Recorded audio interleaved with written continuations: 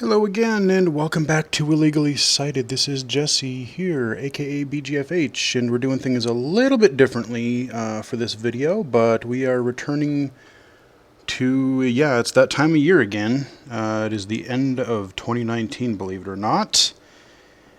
And doing our usual wrap-up for the year. I've done these for the past several years here. But we are just going to have a game in the background. I'll be putzing around with that just for you guys to have something interesting to look at while we take a look at the year of 2019. And we're just going to have a little bit of Journey in the background, which is kind of this just, chill, beautiful game if you wanted to take a look at like basically a full playthrough. I did stream that earlier this summer, believe it or not, when it came out to PC on the Epic Game Store, if you want to pick it up for yourself.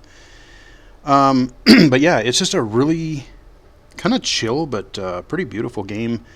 We're just going to wander through it for the video. So, and before we get going, we do have, per popular request, we do have the other mic going there on our left, and Riley is over there. Hi guys.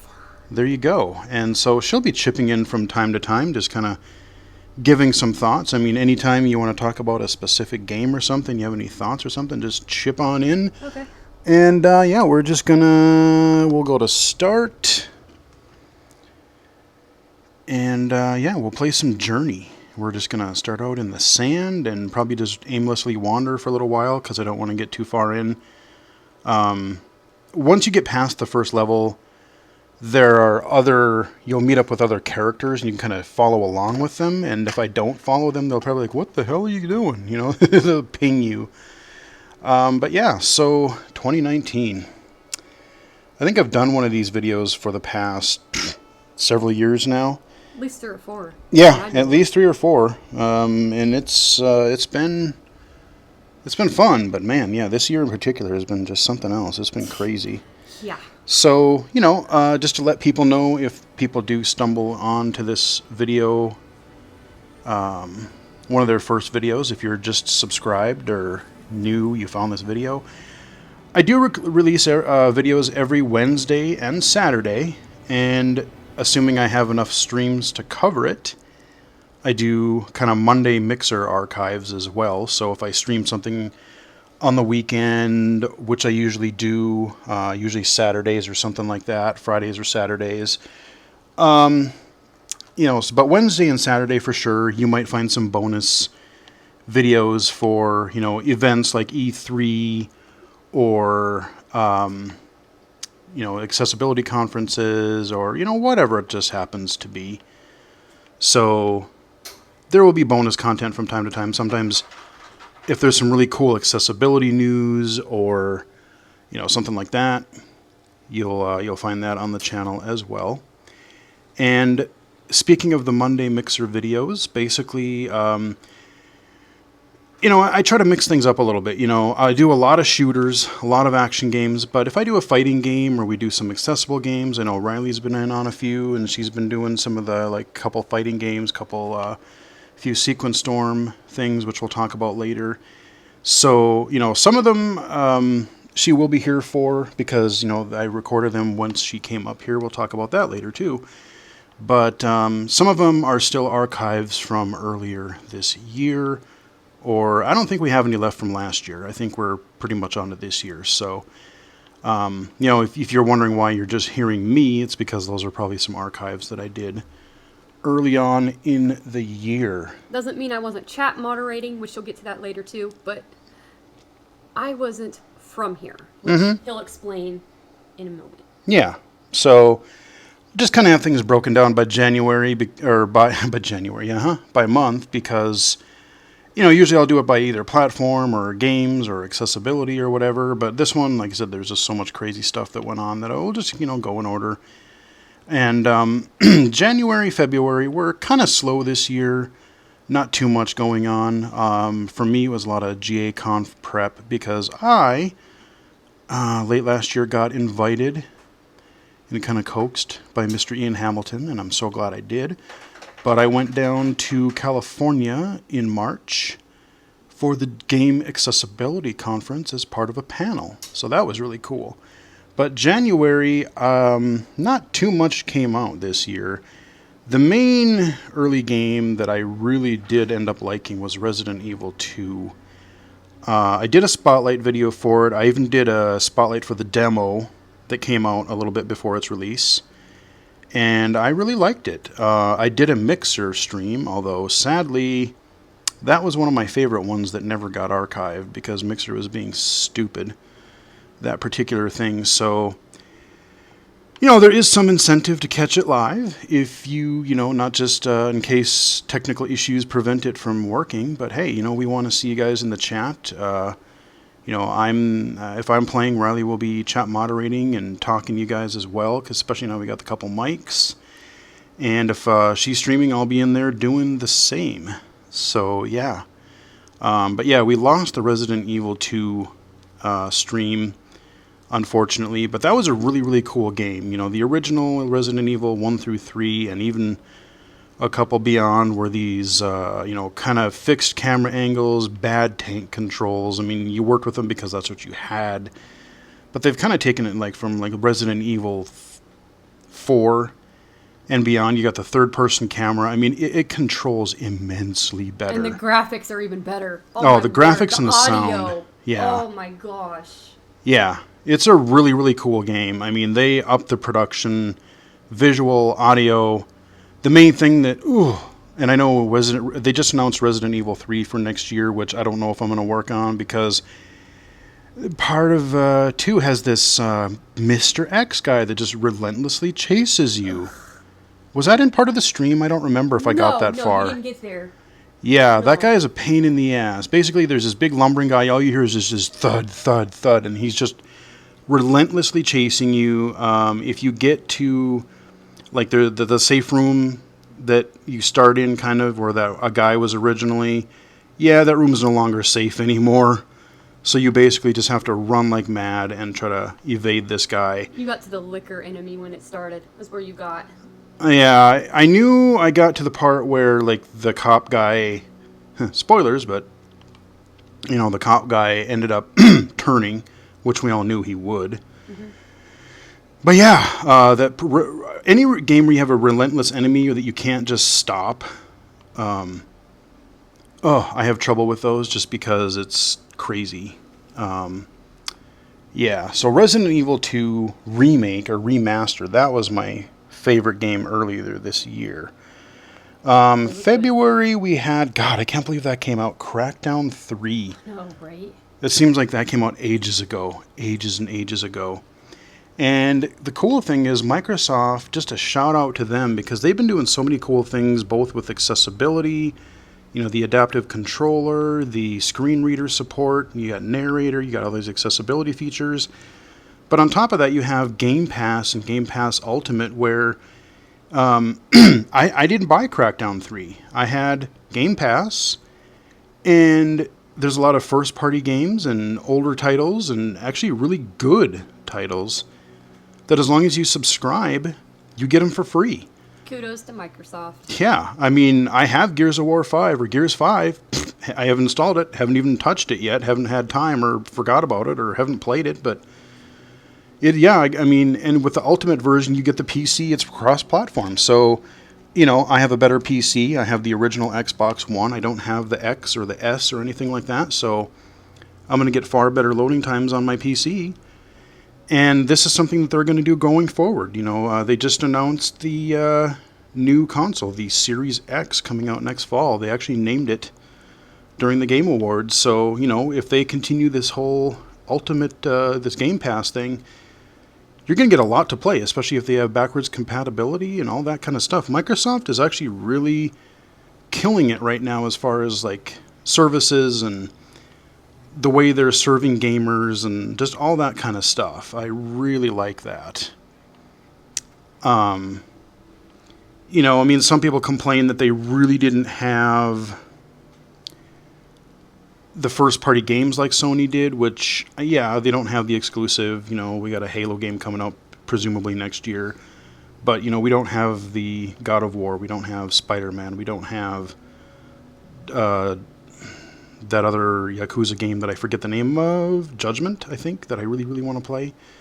But I think that's really coming. I think that's going to be next gen. It seems like they've done a lot of work in that. So, yeah, I mean, February was just a lot of prep. Well, actually, February was also the time of just absolute garbage weather. I mean, I think I worked from home 4 days that year or that month because it was literally, just garbage. We got so much snow, so much ice. I mean, it was just awful. So, yeah, it was just a good time to stay at home and catch up on some games. March is where things really started to get crazy. Unfortunately, we had some bad news because we had Susan's passing. Susan can't play it. Game. R.I.P. sweetheart. Yep, accessibility advocate. I never really talked to her. You know, I followed her. You know, I knew what she was doing and that kind of thing. But yeah, I saw it on Twitter and all that. You know, I mean, people in the community, everyone kind of knows each other, so we saw that news. But yeah, that was some bad news. That was an ugly day for me. Oh, God. Yeah. But, you know, I mean, something good did come out of it because, that's kind of when Riley decided that, hey, you know, well, I'm going to try out this game accessibility thing. There's games I want to play. And you can talk a little bit about that if you want to. Yeah, basically what happened was I had wished her well because I had heard that she had a stroke. And all of a sudden her partner comes on the next day and says, you know, I appreciate everybody, you know, wishing Susan well, but she passed away last night. And I remember I was sitting on the staircase and thank God for Pandora, which was our family golden. I literally screamed, no, no, no, no, this is not happening, no. And my brother comes running down. They all come tearing out of the rooms. They're like, what's the matter? What's the matter? And I'm like, no way. You know, because she couldn't have been, I'd say she was only, I think, 40 years old. And I mean, I just freaked. And Pandy, she calmed me down. I was sitting there, I was literally clinging to her, started bawling my head off. Finally calmed down enough to tell them that my friend died, that I never got the chance to meet. And that night I was like, okay, how do I pay homage to her? I want to do something to pay homage to her because she was an inspiration to me and I never got the chance to meet her. And I thought, you know what? I'm going to do a little tribute on Twitter. Well, so I did that, which was, I think, the 16th or 17th.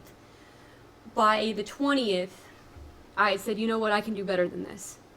I go in and I changed my profile completely around, added a pinned tweet, added a bio, and said that I was going to advocate for accessibility. And at that time, I only had 162 followers or something like that, or 162 followers.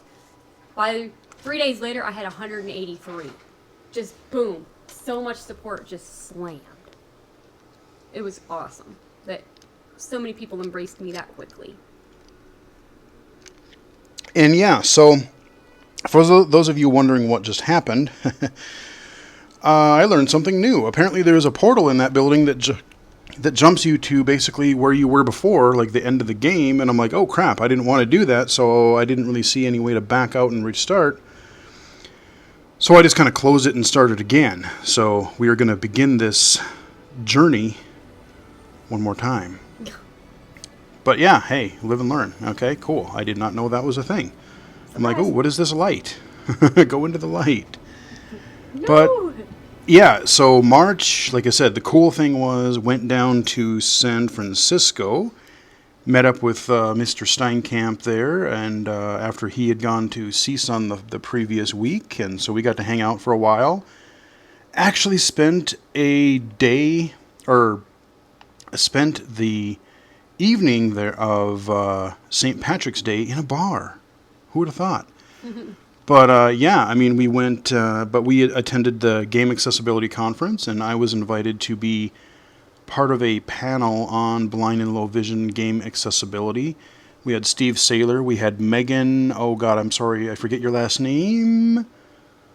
But Steve Saylor and Megan, we had a panel of 3, and we just talked about different aspects of game accessibility. The archives are available on the Game Accessibility Conference YouTube channel, all 8 sessions, which I would definitely recommend you guys check out if you are interested in the topic of game accessibility, because there were a lot of really interesting talks. I was just really, riveted the whole time I was there. I'm just like, oh yeah, that sounds really cool. But yeah, I had a lot of fun with that. Met a lot of great people. They had a social hour afterwards. I talked with a lot of game developers, talked a lot of advocates and stuff like that. Got to hang out with Ian, got to meet him again. And I was like, the one thing I was wondering, I'm like, man, who am I going to meet with? Like, am I going to see any developers from games that I've played? And there was somebody, I talked to her very briefly, but there was somebody from id. That was really, really cool. And then I got to meet, there's a game I covered a long time ago, many years ago on the channel, because I've been doing this a while. There's a game called, and it's a really, I only covered a little bit of the game. It's a short game, but man, That Dragon Cancer, this father made a game about his kid, young kid who died, Joel, he died of cancer when he was like 2 or 3 years old. And he made this kind of game where you go through the experience of, like the family and everything. And ooh boy, it was rough, but it was a really, really interesting game. I'm glad I got to experience it. I'm glad I got to play it. But I actually met and talked with him for a good few minutes there. And I'm like, oh, he's like, I'm a game developer. And I said, oh, what'd you do? He's like, oh, a little indie game of that. I'm like, oh, I so played that. I kind of geeked out a little bit. Got to talk to him about it. I'm like, yeah. I still remember. I said I knew it was Joel. Still remembered him, little guy. So, but yeah, I met a lot of cool people, a lot of connections, and that's where things kind of kicked off. As far as games that came out in March, I love when games just come out of nowhere. You've never heard of them. You don't know about them, but it's like, oh, this is kind of cool. Rico. Kudos to Giant Bomb. Yep. Giant Bomb cued me into that one. Rico is this... I wouldn't call it a great game because it's kind of jank, but that's partly what I like about it. It's a first-person shooter. You play this kind of cop or agent guy, and you're just basically busting into places like warehouses and apartment complexes and all kinds of different places like mansions and stuff, kicking down doors, sliding into dudes, just, popping them in the face, just, taking down these drug lords, getting intel, their money and all that. Just, it's a ridiculous game, but, it's just kind of jank. But I fell in love with it because it's just so over-the-top stupid that I kind of like it. The hell out of it. Oh, yeah. Yeah, there's a few of those that I haven't released yet, so there's a few of those coming yet. But it's, it's kind of got that, like, over-the-top arcadey feel to it. And it's like your roguelite sort of a thing where you do well, you get equipment, you go as far as you can, you try to take down all the bosses, get as far as you can, but if you die, boom, then you're done and you have to basically start over. So it's kind of one of those type of games where it's a run-based sort of a deal. But yeah, I'm sure I'll return to that at some point in the future because it's kind of amuses me. Rico, and then we had Elder Scrolls Blades,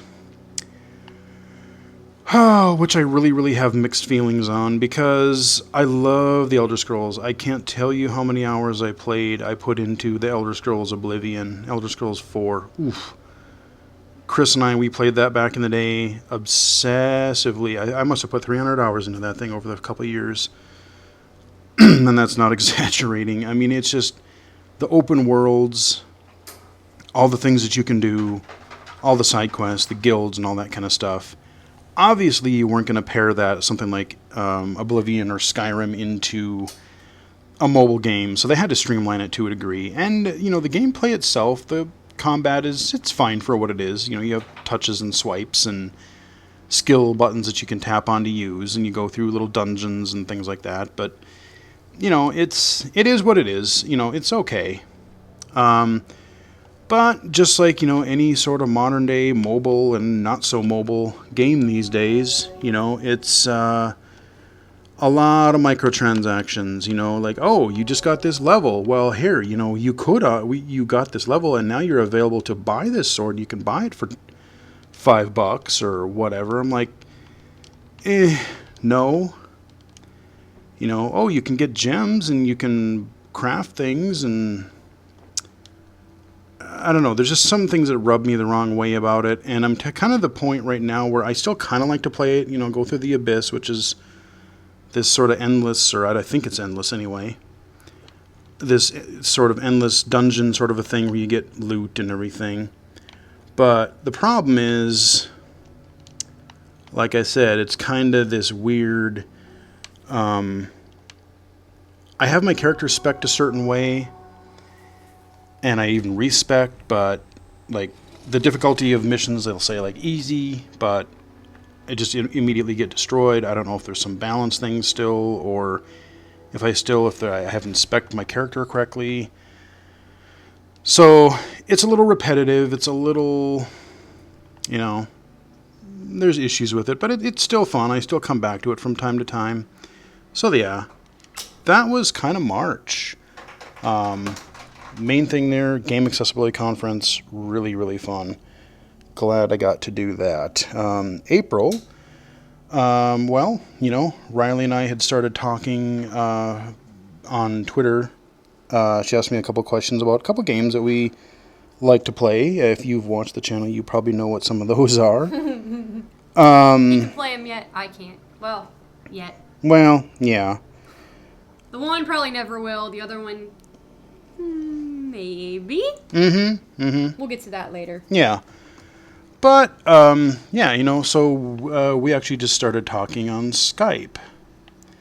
So, you know, we're like, okay, you know, instead of this messaging back and forth and fighting with Siri, trying to be like, okay, well, that's what I meant to say, but no.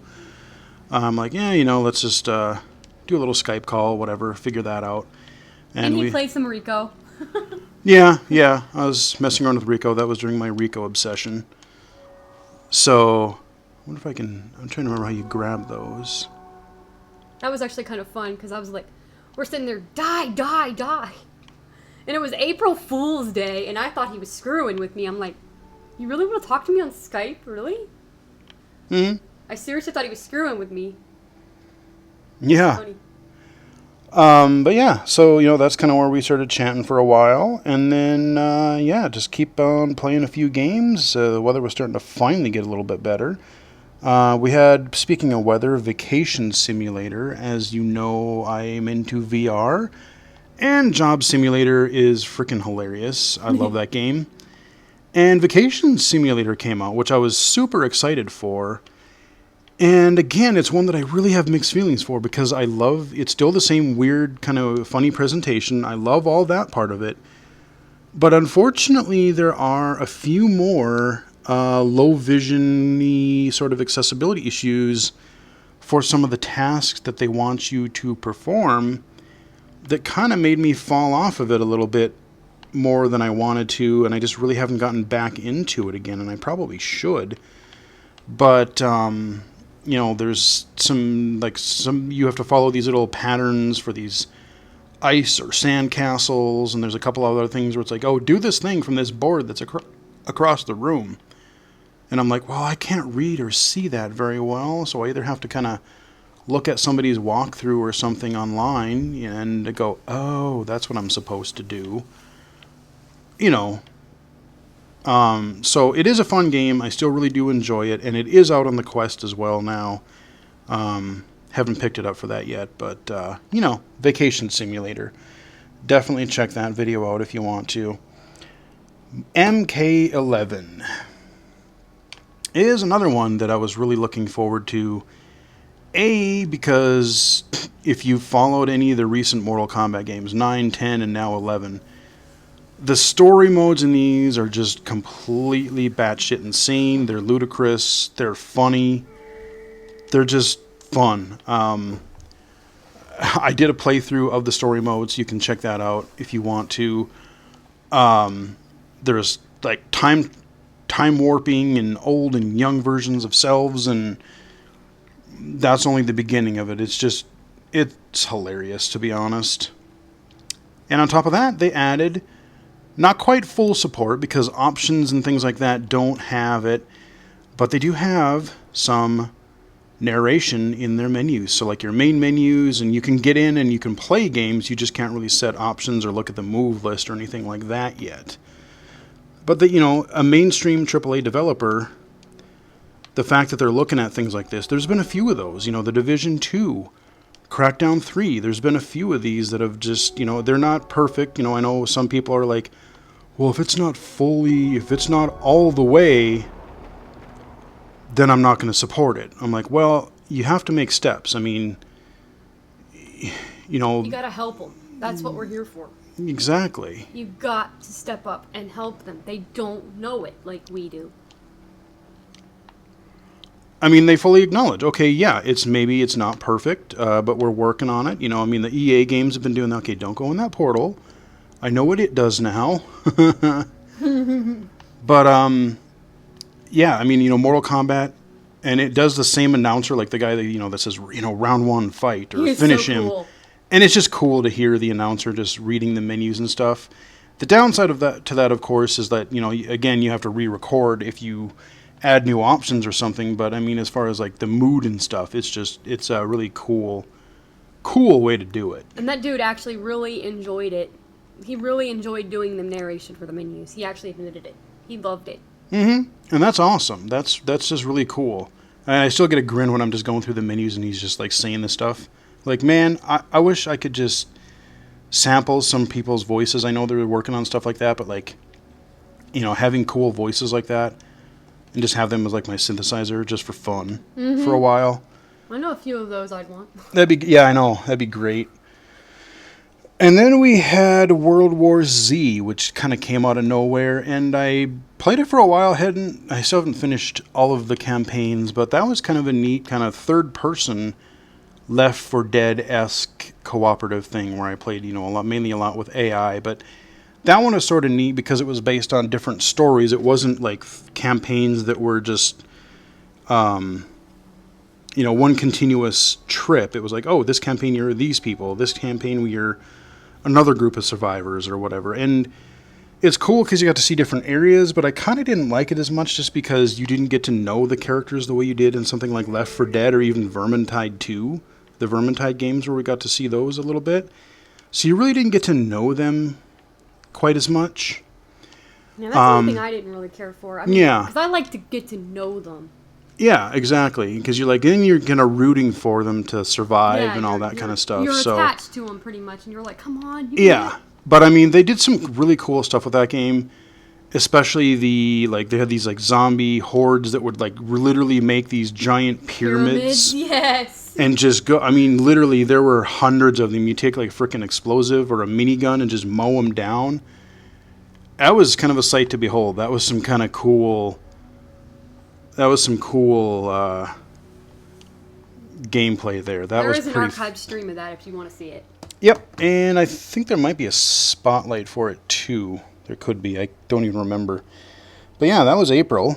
May, couple things. Like I said, up to this point, I'd been having a lot of trouble with Mixer because I had been using the game bar, which is a really great idea. And that's kind of one of the reasons I started with Mixer. I'm like, oh, you mean I can just go to the game bar, hit Windows G, and then hit record or hit stream, and boom, I can go? Okay, maybe I'll try this streaming thing, see what the heck it's all about. And I did that. Oh, get up there. And then I was just having too many problems with dropped streams and all kinds of nonsense. So I decided that, hey, okay, well, we're going to try this OBS software. And right about the time that Rage 2 came out. Believe it or not. Yeah, Rage 2. I'd like the first game. It had, again, sort of had its issues, but I just like the over-the-top kind of ridiculous style that it had. But yeah, I mean, so I played, a bit of that, streamed a little bit of it. That boss the final boss just still made me frustrated. But hey, we finally beat him during a later stream. But yeah, Rage 2, this kind of open world first person shooter. You're doing some shooting, you're doing some driving. Got this kind of cool monster truck car thingy that you've got. This got guns, and you got all the kind of special powers and weapons, and just the shooting itself was actually pretty fun. So go on a bunch of missions, go to different places, just take down bandits, take down mutants, and all kinds of other crazy stuff. So yeah, that was a pretty fun game.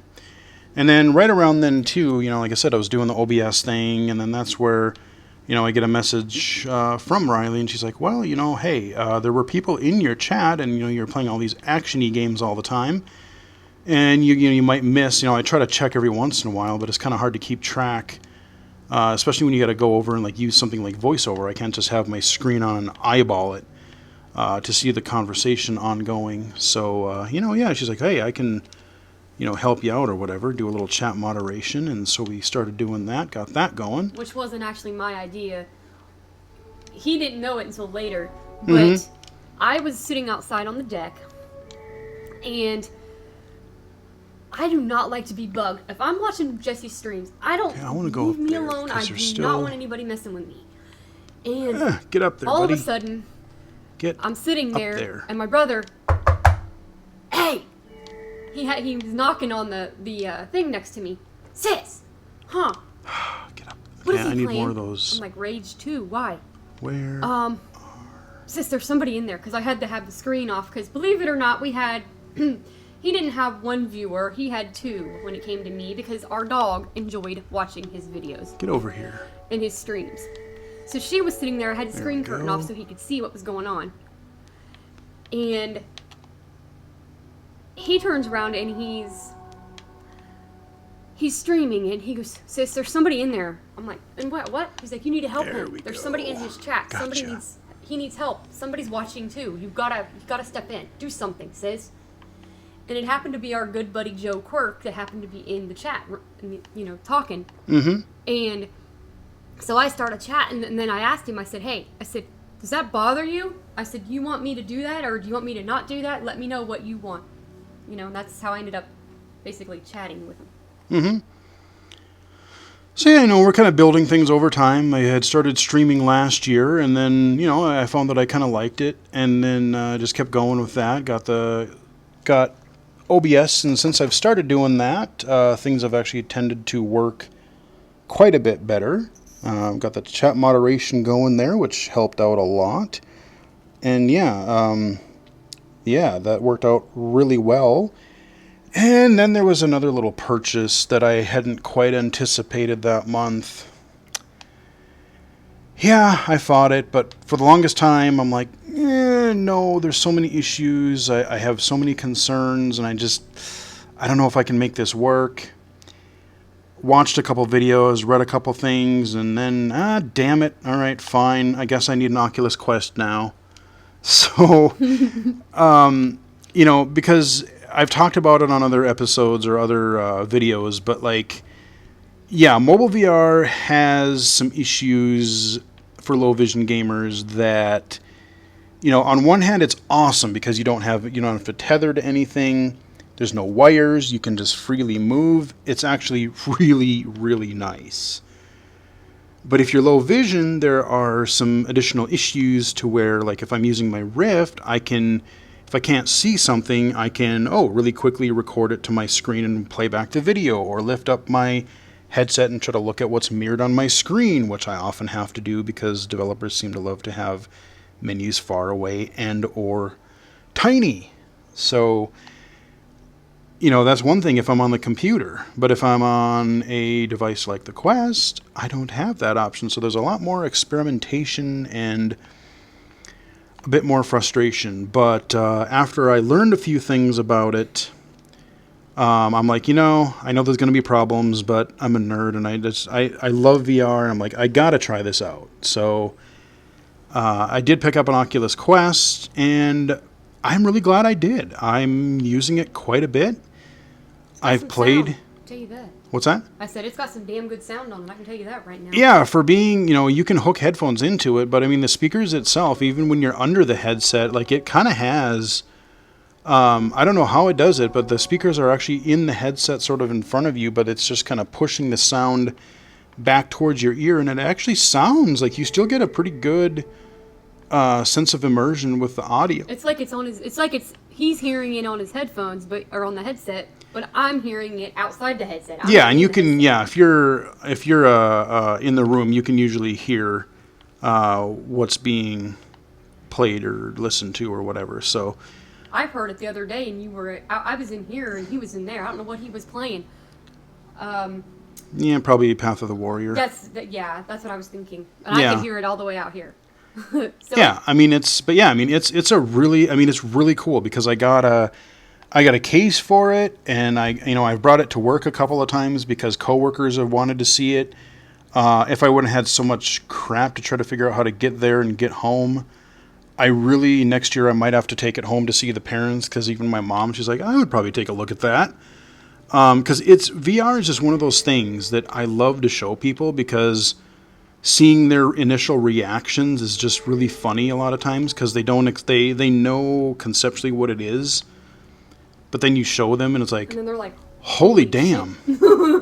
Yeah, I mean, like literally 2 or 3 people, I've shown it to probably half a dozen people or more, and like at least half of them, the first words out of their mouth were, holy shit, because they're just It's not right quite there. ready for it. But yeah, so the Oculus Quest, there's been a few. I didn't put any of those titles on here, but I mean, there have been a few VR titles, and I mean, Path of the Warrior was one that came out recently that I'll talk about later. But there's just been a lot of like experimental things. The Star Wars Vader Immortal just wrapped up playing those about a week ago. There was 3 episodes of that, which was pretty cool. And you do kind of cool stuff. You get to be, with Darth Vader. You may or may not get to duel with him. I'm not saying, but it's pretty sweet. So there's all kinds of neat stuff there. But yeah, I mean, the Quest, a lot of the stuff that's coming to the Rift and that is also making its way there. And it had a couple of exclusives for a while. So if you are wanting to just get into VR, I would recommend the Quest, especially if you have a newer PC with a great new video card, because as of November or early December, I forget, you can basically treat the Quest as a standalone unit, or you can use it as basically a Rift S, just with a USB cable, USB 3 cable, and the Quest. So then you kind of have like, you have a computer headset and a mobile headset, standalone mobile headset, all in one. So yeah, I mean, if you want something, an inexpensive way to kind of get into VR without a whole bunch of hookups and really crazy stuff, the Quest is really the way to go. It's pretty great, and a good entry point, I think, for a lot of people if you're interested in going that route. June, what do we have for June? Yeah, so May and June. May, we kicked off the A4G podcast. Riley kicked that one off. And I joined it in June. So yeah, I mean, she, we were talking about podcasting, we were talking about games and stuff, and then shout out to Joe again. He was the one that kind of got you into doing that sort of a podcast thing. And now it's just like a constant barrage. Podcasting fiend. Darn right. But yeah, I mean, we did the A4G podcast, Accessibility for Gamers podcast, but A4G, just a lot easier to say, a lot quicker to say. Paying homage to one of my favorite games of all Yep, time. exactly. A4G, Left 4 Dead, L4D. And yeah, we started that out on Anchor. You can definitely follow us on Anchor and other platforms. Definitely let them know if you're not seeing it. I want to get that into as many other people's hands as we can. And yeah, so I've been kind of doing the guest or like the co-hosting thing there. And we've got another episode of that coming out in the next day or so as well. Well, by the time this comes out, you'll have already heard it. But yeah, so we'll be going, continuing on with that next year as well. June didn't have too many games that I recall. I just remembered something. I don't know if it was June, but I remember you streamed it in June because my brother saw it upside down. A Medieval. Yeah, that actually might have been this year. I think it might have been in like an early access form for a while because I think I remember doing a video for it, like an early access video quite a while ago. But yeah, Medieval, I believe there's been this really great wave of old school style shooters and Medieval, and well, hell, while we're on that case, another one we missed was Ion Fury, formerly Ion Maiden. That was July. I was going to say that. Yeah, and I mean, there's just been like, if you are tired of the Call of Duties, you're tired of all that kind of stuff. You know, going back to like Doom and Quake and stuff like that. I mean, and then last year, you know, we had Dusk. Oh God, I love that game. Is so good. That game is just funny. But yeah, I mean, there's been, like I said, a Medieval is a really fun shooter. That one was cool. My brother, I was again outside when he was shooting. He's seen it upside down because I'm sitting there with the screen off. Because of course I couldn't have my screen on. That was a sin, buddy. You had to have that screen curtain off. Because we had my four-legged friend always watching every damn stream she was in there. And he says, "Sis, what was Jesse playing the other night? I want to play it. What was it?" And I said, "What one?" Because, you know, I'd seen so many of his videos, and he goes, "That one that almost looked medieval or whatever, or that it was like almost like knights." I was like, "Oh, you mean a Medieval?" He's like, "Yeah, that one." Because he'd seen it upside down. So he couldn't really see what he was doing, so the character was upside down. There was another one, too. What the hell was it? It had really catchy music. Project Warlock? Yeah, there you go. I don't know if that came out this year, too, but that's when you streamed it. Yeah, I streamed it, and that one is kind of like that one was cool, too. Kind of in between Wolfenstein 3D and Doom as far as its kind of tech and level design goes. I would say it's sort of kind of somewhere in between those two. But yeah, those three games, a Medieval, Project Warlock, and Ion Fury, are all just some really nice, really fun. Dusk 2 is amazing. That one came out last year, but that one really... He streamed it last December twice, and earlier this year once, and then later this year for one little thing we did. Yeah, and that, like I said, yeah, if you want some classic shooters, if you miss those kinds of games, those are some definite ones to look at. And there's even a couple more coming out like next year. I know there's one or two in early access. I looked at one the other day. Maximum Action. Yep, Maximum Action. And there's another one that I forget the name of. I don't think there's a demo for it out yet, but yeah, there's a few, because you get people that are, adults now, and they miss playing those kinds of games. Like, hey, you know what? We're gonna make some of those that we remember like to play. So we get to see more of those, which is awesome. And then we got to Mario Maker 2, which is a game I really played a lot of to begin with, and then I just got so distracted with all kinds of other things that I just never really got back to. Yeah, I mean, Mario Maker 2 on the Switch, basically you make your own Mario levels, and you share them, you play other people's levels, just like what you had on the Wii U, but this time it's actually portable. You can play it on your TV, or you can play it on your couch, or out wherever the heck you want on your Switch. And I know it was in July, but I'm going to mention it here just because it fits. Just one of the coolest things that happened with Mario Maker was there's a couple guys out there, and I kind of got talking to one of them. The guy that started, I can't remember the guy's name, but Adam Sikovsky. Was it Adam? Mm-hmm. And we ended up starting. I hope I pronounced that right. Yeah. And, sorry if I didn't, buddy. Yeah, and I started this after we started talking about it. I'm like, let's do a hashtag. Let's do a Twitter hashtag. Let's see if we can get this sucker trending. But what he did was he made 2 levels that were actually... he wanted to see if he could make a Mario Maker level, a Super Mario Brothers level, playable by somebody who is blind. So in Mario Maker and Mario Maker 2, they have these sound effects that you can also place into levels just like you can objects. And so he just kind of made up his own sound scheme of like, okay, when you hear this sound, jump straight up because there's something above you like a coin or a question mark block or whatever. If you hear this sound, another different sound, it's telling you, hey, you got to jump over something. There's an enemy, there's a pit, there's something like that. There's another sound like, okay, you got to get up your speed here. You better run. There's just a few different sound effects like that. And then I just took what he did. I'm like, this is a really, really cool idea. And so one weekend, I'm like, yeah, all right. I got home from work and I thought, okay, you know what? Let's try to see if I can make a level myself. And so after beating his level, yes, I did beat it blindfolded, by the way. But I built my own level, added a couple other things to it. I was actually mean and added slopes and slides, which was kind of fun. One of the new features in Mario Maker 2, by the way. You were mean to yourself, let me add. Huh? You were mean to yourself because it frustrated you at first when you played it for the one thing.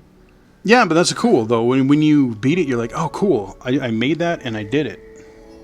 And I was able to do it. So, yep, I was able to beat my level blindfolded. And, so if you do want to look it up, there's some level codes on Twitter. I've posted them on my Twitter account, but also if you just look up the hashtag BlindMario, you'll find not just my codes, but the codes of a couple other people who have also developed some levels that you can play once you figure out the sound schemes and stuff. And we do have little posts, similar to or right beside the ones where we had the levels of like, okay, here's what the sounds mean. You should be able to kind of figure it out from there. But hashtag BlindMario, you can check those out and play them for yourself and hope you enjoy them. And I was hoping that would catch on a little bit more because I would have loved for more people to actually start creating levels and, be able to try them. Like, I would play more levels blindfolded. What the heck, That would probably caught Nintendo's attention had it happened. Yeah, ultimately, that's what I would be really hoping for, seeing as how especially Nintendo has been, aside from adding, which I think that was also this year or sometime, I forget exactly when, but Nintendo finally added a firmware update to the Switch that added a full screen zoom feature, which I use all the time now on the Switch.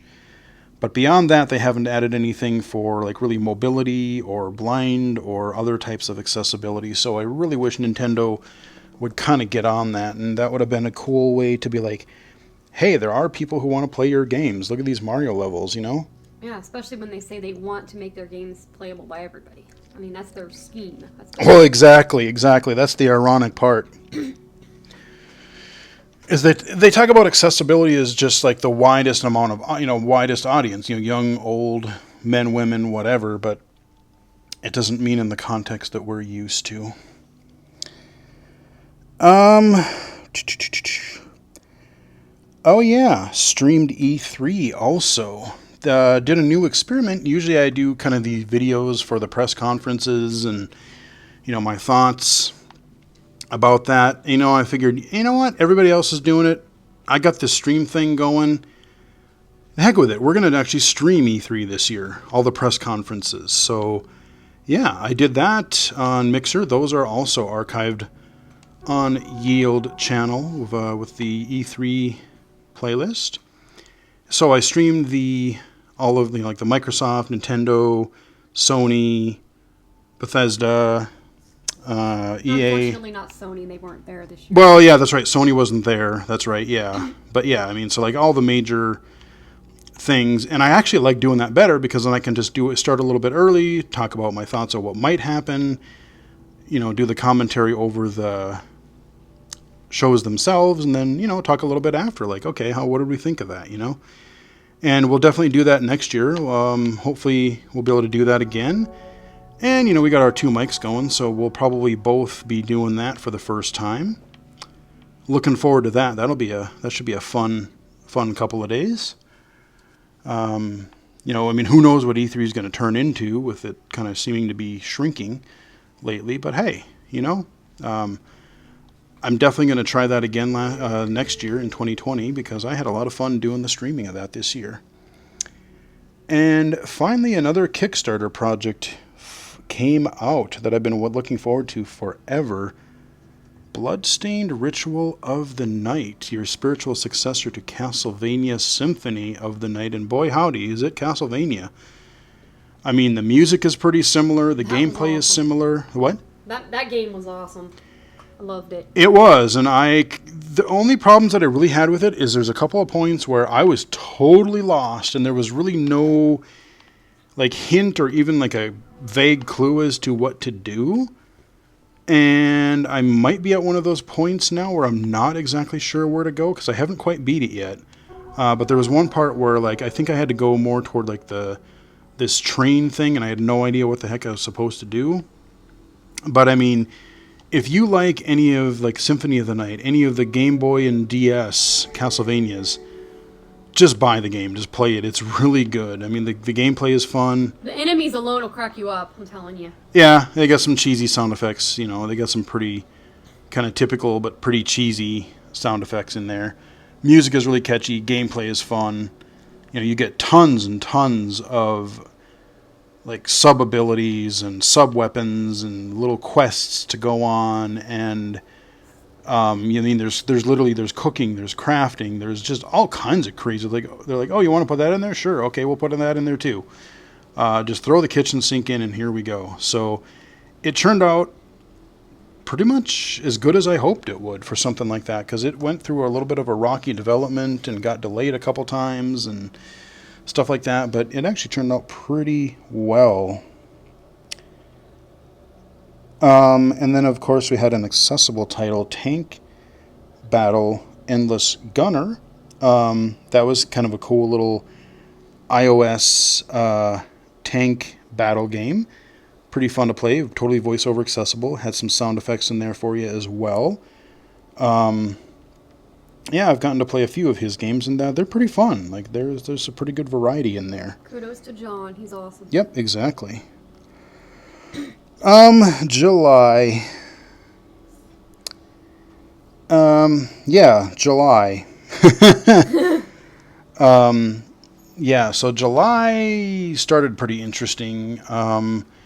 Went to work, had a road trip that day, came home, had some other stuff happen online, just some kind of crazy stuff.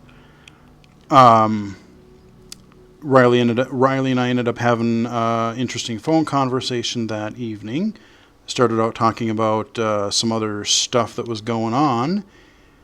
And then one thing kind of led to another. And so we were talking, and all of a sudden just boom. Hey, before you know it, July 1st. So that was when Riley and I started to go out. Riley became my girlfriend and went from there. I mean, it was just kind of this unexpected thing of oh, okay, that was cool. That happened. And it's just surprising to both of us because January 1st, I was never opposed to the idea of, going out with somebody or being with somebody or anything like that. I mean, I would be totally fine with it, but I was just well, that's never going to happen. It's been, how long? So, but it finally did. And, that was pretty unexpected, but pretty cool. And you can say something about that if you want to. Well, it was funny because we can reenact this a little bit for him. So we're sitting there, and I'm telling him, I'm like, Jesse, I got something to tell you, and I don't know how to tell you this, but I said, I'm being trolled online. And this is a true story. I was. People were people, mind you, not any of you guys, not any of the people that follow the channel or subscribe to the channel, but weirdos that just randomly have nothing better to do than harass, would go on my profile, look at my profile, see that I'm replying to him, or vice versa, see that he's replying. Just weirdos that aren't following either one of us guys. And when are you and BGFH hooking up? When are you going to get with BGFH? You and BGFH need to get together. Blah, blah, blah. And I'm like, yeah, right. I said, that would never happen in a million gazillion years because, when we started talking, he told me he was not dating material. That was his words. Well, I'm not dating material. So I didn't think he wanted to date anyone. That was how I took it. So I was like, okay, I'm not going to press that. And so I was like, okay, that's not going to happen. He's not interested in me that way. Because I really didn't think he was at all. I didn't think Jesse had an interest in me that way at all. Now, me, on the other hand, I had been interested in Jesse. I'll admit this. On the channel, I don't care. But I was interested in this man for 2 years. I'd been following his channel. I subscribed 2 years ago.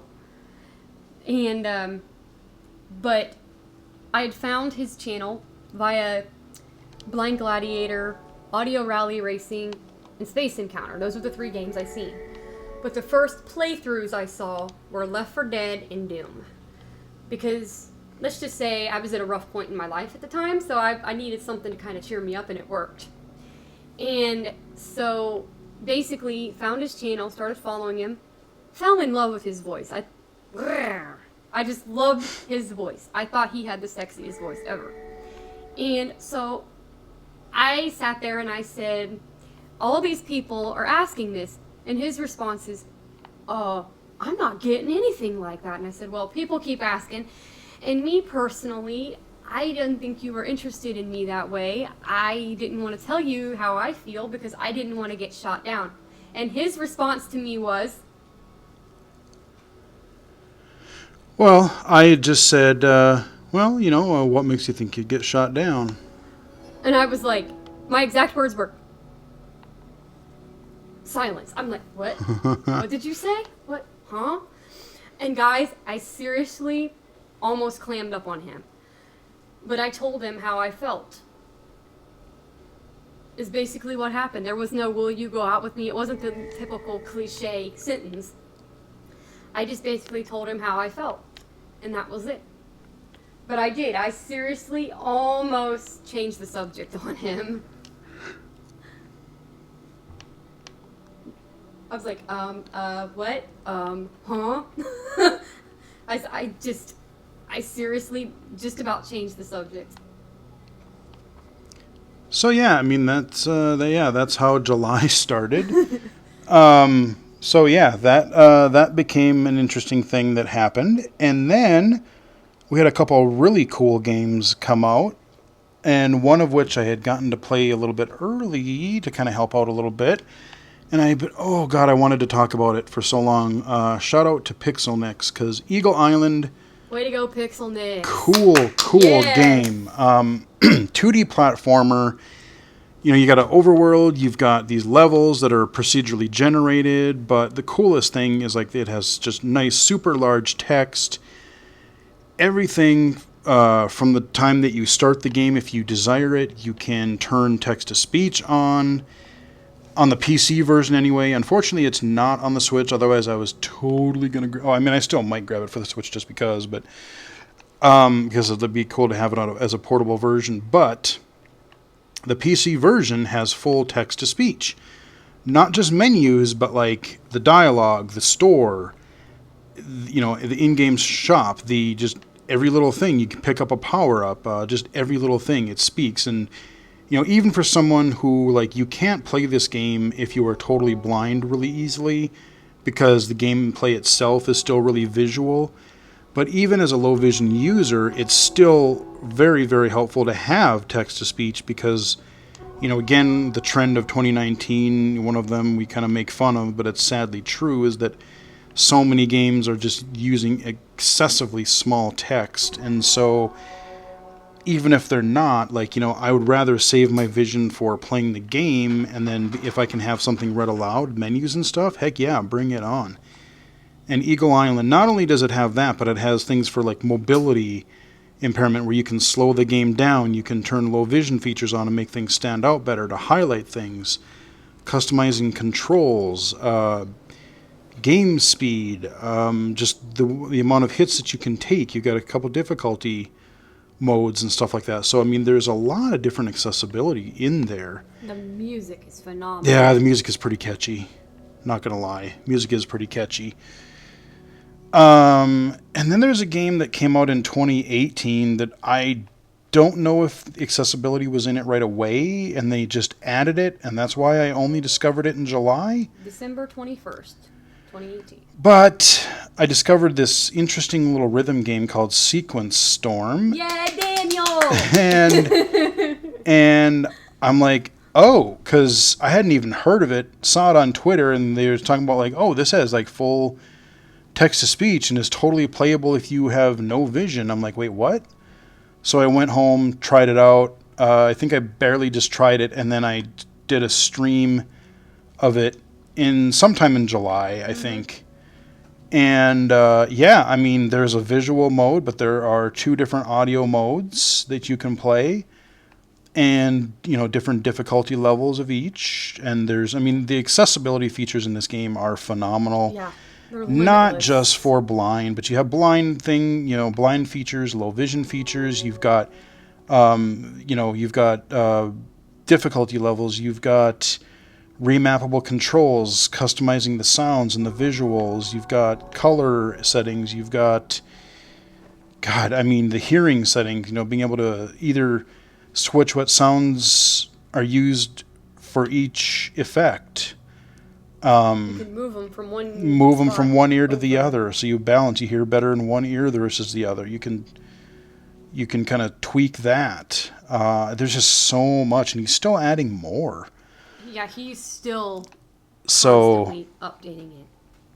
And yeah, we've talked to him on Twitter a couple times, and I'm kind of jealous because like I didn't get him to come in when I was streaming, but Riley had him in there when she was playing one time. Which was cool. Was cool. I'm like, oh man, that was really cool to have a dev come in. That was in like October or something like that. Mm-hmm. But yeah, just Sequence Storm. If you want, we're interested in things like Guitar Hero, Rock Band, DJ Hero. It's a lot of EDM music, it's a lot of electronic music, but a lot of it is actually pretty catchy. Even though I'm not typically into that stuff super much, it's still pretty darn catchy. And, I got to play more of it myself. She's actually played more of it than I have at this point. I'm obsessed. I'm in love. That's Sequence Storm. That also, at least as far as I discovered it, I'm going to say it came out this year because, whether it's the accessibility, that's when it came out or whatever. But, yeah, I had to mention that. Wolfenstein Youngblood also came out in July, and I really, really wanted to like it. I got a kick out of it at first, but I think Wolfenstein works better as a linear game. They tried to do this sort of like hub worldy thing, and then you go to these different parts of the city, but then every time you would go back there, you'd move from a section, you come back, and the enemies respawn. And then you had to use like certain weapons would kill certain guys easier, and the waypoint system in there just wasn't that good. It was okay, and I played it for a little while, but I kind of gave up on it, actually. It was a neat game.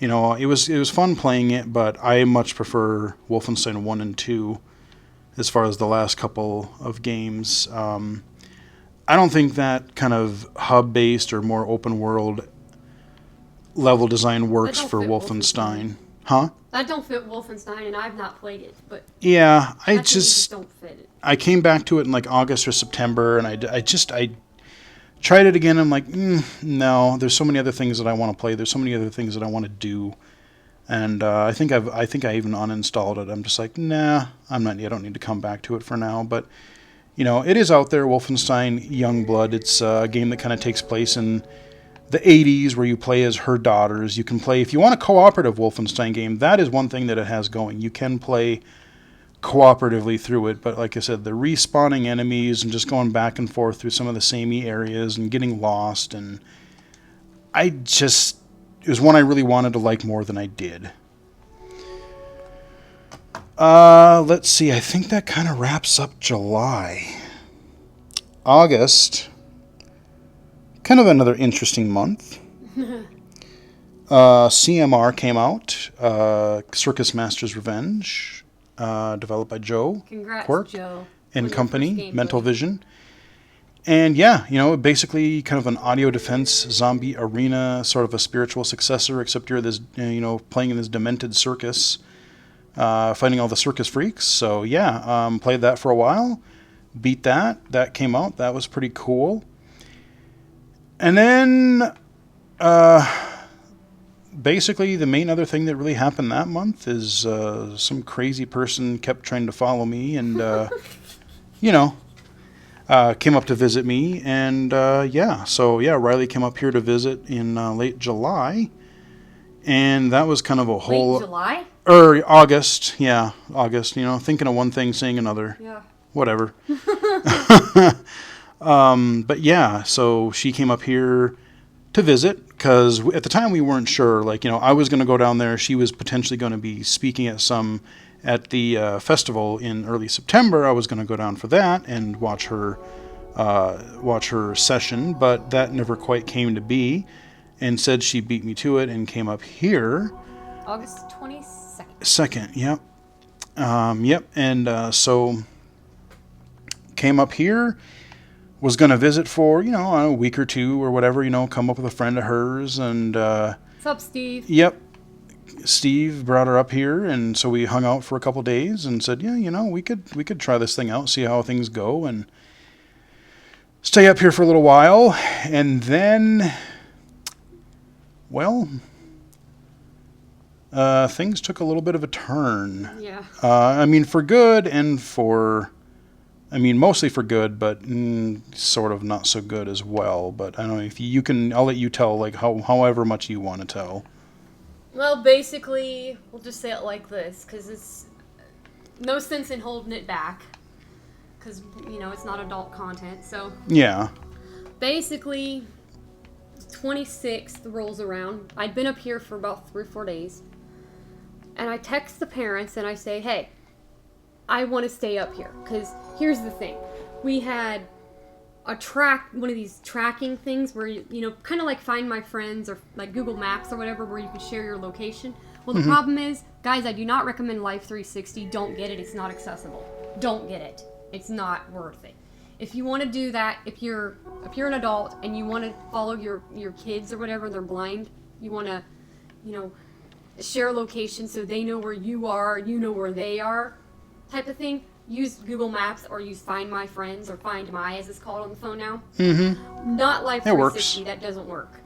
But anyway, my family used this app so they could follow me everywhere and know where I was at all times. Because the blind girl wasn't allowed to be independent.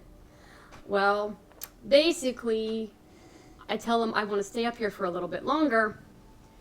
They send back, well, okay, goodbye. See ya. Yeah, and all I had said was, basically, oh, well, yeah, I would like, because you would sit up here for 2-3 days at that point, and I'm like, yeah, I would like you to stay up here for a little while, and we'll see how things go. Mm-hmm.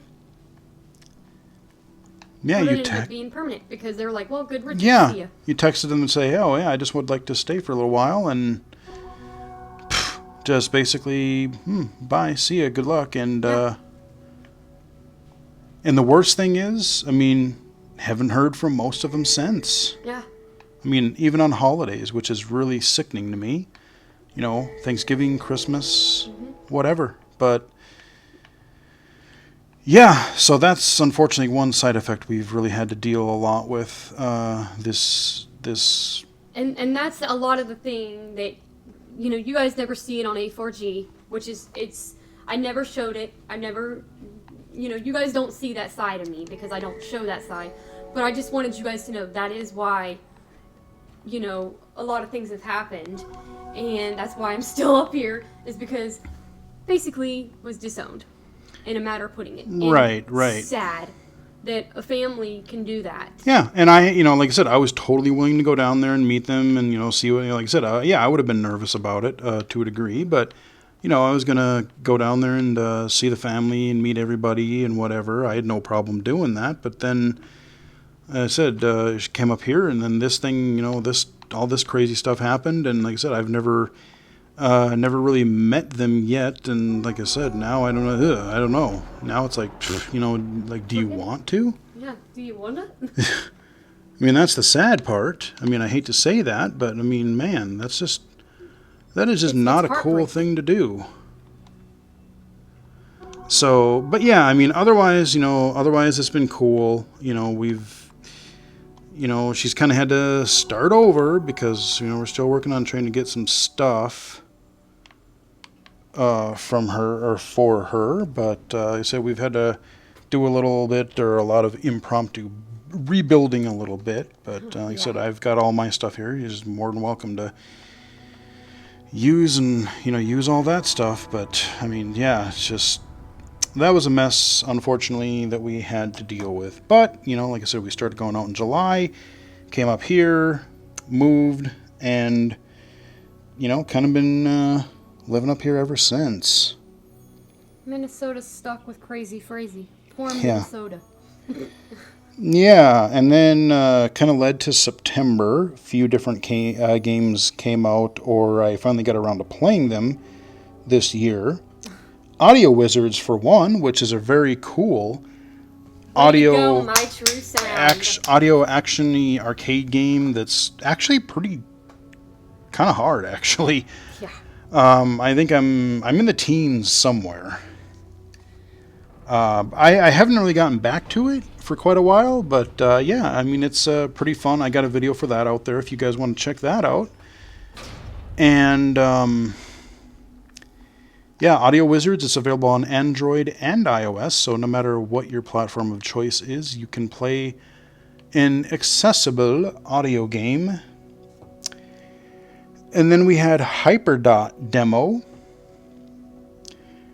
which I'm really looking forward to the full game next year. That's where the dev came in on him. Yeah, that was pretty cool because they were actually looking for people to test just a different, how it was accessible for people with different abilities and impairments and things like that. And so, yeah, I started playing. I just did this stream of Hyperdot. All you had to use was one input method, like a joystick or a controller or keyboard or mouse or whatever. And, for being just, a simple gaming concept, it was actually quite good. I mean, it was got pretty challenging, too. There's a couple levels in there that got pretty challenging. So looking forward to seeing what the final version of that will be. I'm sure we'll be covering that on That was a chatty night for me. on the channel. And we had the dev and a couple of people that were actually working on the project. We had them working on it. So, yeah, that was Shout out to Cherry and Charles, the dev. We had Holly. Yeah. Yep, so all of that was really, really cool. Got to play Hyperdot, and looking forward to the full version of that.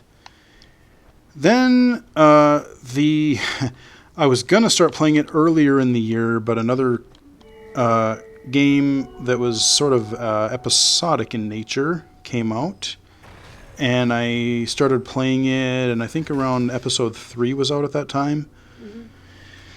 Life is Strange 2. I had done a video for the first game, but I never did a full playthrough of it on the channel. But it's this kind of not action adventure. It's more like this adventure game, kind of really, really story-based.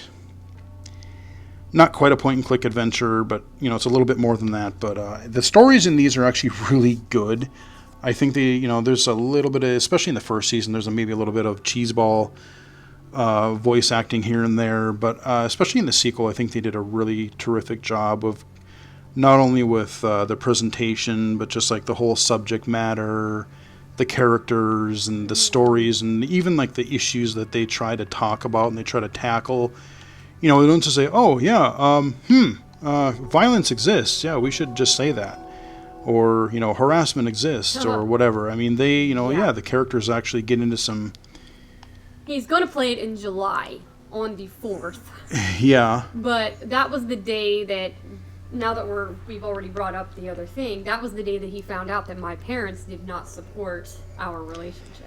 Yeah, and that was kind of because originally we were gonna she was gonna come up in October, and I was gonna probably come down there a little bit before then. But, but yeah, I mean, it was kind of partly to do to that because we started going out. We were both pretty happy about it, and I wasn't gonna tell really any of my friends or family really, because, it's like, okay, I want to, actually meet the person. I felt like I got to know her pretty well just talking online and on phone and Skype and all that kind of stuff. But, just there was that. But then, like I said, her family just wasn't having it, all kinds of dumbass excuses and he was going to play Life is Strange 2. Weird things, that yeah. night, but he ended up playing Rico to calm me down. That's basically what he did. Yeah, and so, that was actually the first stream that we had done together while you were up here. So, I had played episode 1. That was a very interesting stream. Because basically, let's just say there was a spot in there where toward the end. Toward the end, where of episode 1. This really awesome dude named Brody. They meet him at that gas station that we mentioned. He meets him at that gas station. Get up there. And they take off with him. But he does this speech. And this amazing, amazing speech he does. And I'm sitting over there, as Jeff Foxworthy would say, him and his wife one night were watching Steel Magnolias, and she was tearing up a box of tissues crying. Well, that was me. I'm sitting there wiping my eyes. I'm bawling so hard. I am just trying not to, make a noise. And he looks over at me and goes, remember? Well, it was after the stream, because I didn't know. I was I was just enthralled in the game. I had stopped streaming, and then, I was like, because we just went through that whole, most of that episode. Turns out we only had about 2-3 minutes left of it. Mm-hmm. But I was like, because, a lot of it it was sort of similar to some of the stuff, not directly, but in a way, kind of had some stuff based on what we were dealing with at the time.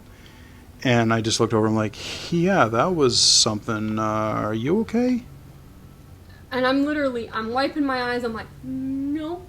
I was literally bawling so hard. You couldn't tell it in the stream because I was trying not to make a noise. Because at that time, I wasn't really interacting yet. I had, because that was the first one we did. This is before Hyperdot. Right. And Hyperdot was when I started, I was reading the chat to him that Cherry and Holly and Charles were doing. Yeah, because we actually had people join. Huzzah. Yeah. And Life is Strange, I said something maybe 3 times, maybe. Not very much. Well, because partly we really didn't have any viewers a lot of the time in the beginning. And then and then I was enthralled in what was going on because I didn't get to hear the first season. And so I was intrigued because, he had told me a little bit, basically gave me a little bit of gist of what it was supposed to be about. And then I'd heard, of course, it's basically about judging and racism. But some of the stuff that happened reminded me of what happened with me. And even episode 2, I was like, God. And then I didn't hear 3. I don't know how bad 3 would have been. But 4... 4 set me on a frenzy. Woo. It was a good game though. Yeah, if you want a good story-based game, it does a really nice job with it. I actually Kudos to Gonzalo Martin, aka Sean, and Roman Dean George, a.k.a. Daniel. They did a hell of a job. Yeah, they did, and we literally just on Thursday finished up episode 5, which, boy howdy, that was an ending. I was expecting one of 2 outcomes, and then they just kind of took a third one and went, oh, is that what you think is going to happen? Okay, well, no, we're going to do this instead. I'm like, okay, I guess that's one way you can go. So, Life is Strange. That was kind of our, like I said, it was released episodically. We had gotten through, I'd played most of it through August and September, and then, or mainly September, I think. And then we had to wait till December 3rd. Yep, December 3rd, but then we had some other stuff we had to do before then, so we really didn't get to it until after the holidays. So, but it was worth it, and wow.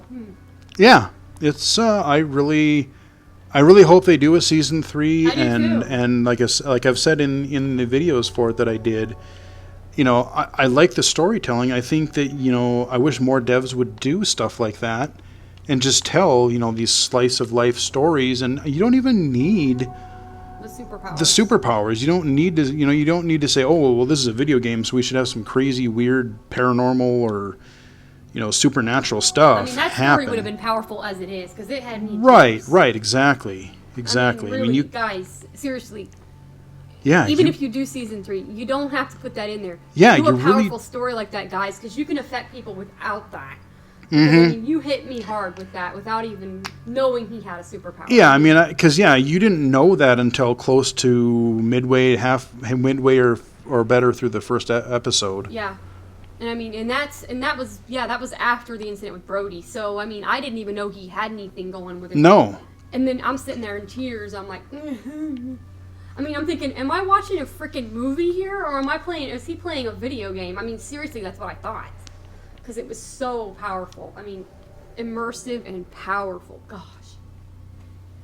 It was a good game. I do want to see the first one now. Even though I'll probably cry again, but I don't. First, oh boy, yeah, the first games, stuff happens in there. That's all I'm going to say. That one I probably won't necessarily stream. That just might be one that we'll just go through at some point. Because, like I said, in the first season, there were a few more things that were...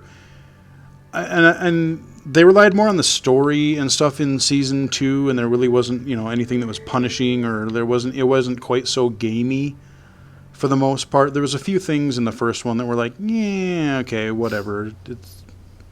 They got away from that a little bit more in season 2, but a few areas where visually I kind of got a little stumped. I had a little bit of trouble in season 1, but that was a good story too.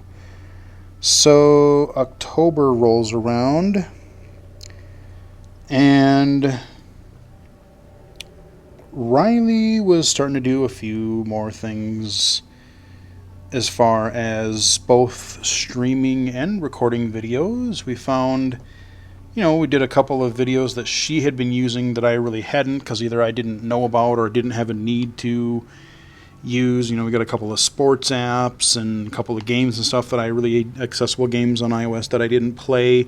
And so she did a couple of guest videos, and there's still a few more to come on the channel that I haven't unlocked yet, but we've got recorded. That'll be a thing. You've already seen her on the channel a few times already, doing at least 3 or 4 already so far. 4 so far? Something like that, because I know we've released the football one. Oh yeah, it would be 4, because it was 2 footballs and then the baseball and the live tunes. Yeah, yep, and there's a couple more I think too. So we got those going, and then, like I said, we mentioned Sequence Storm earlier. Woo-hoo! I said, you're going to start playing this, because this is a game that you can play.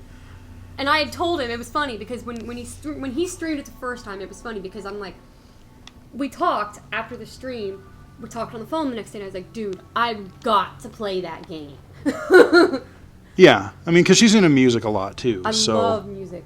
I'm actually a karaoke singer, which he has mentioned on the channel before. Mm-hmm.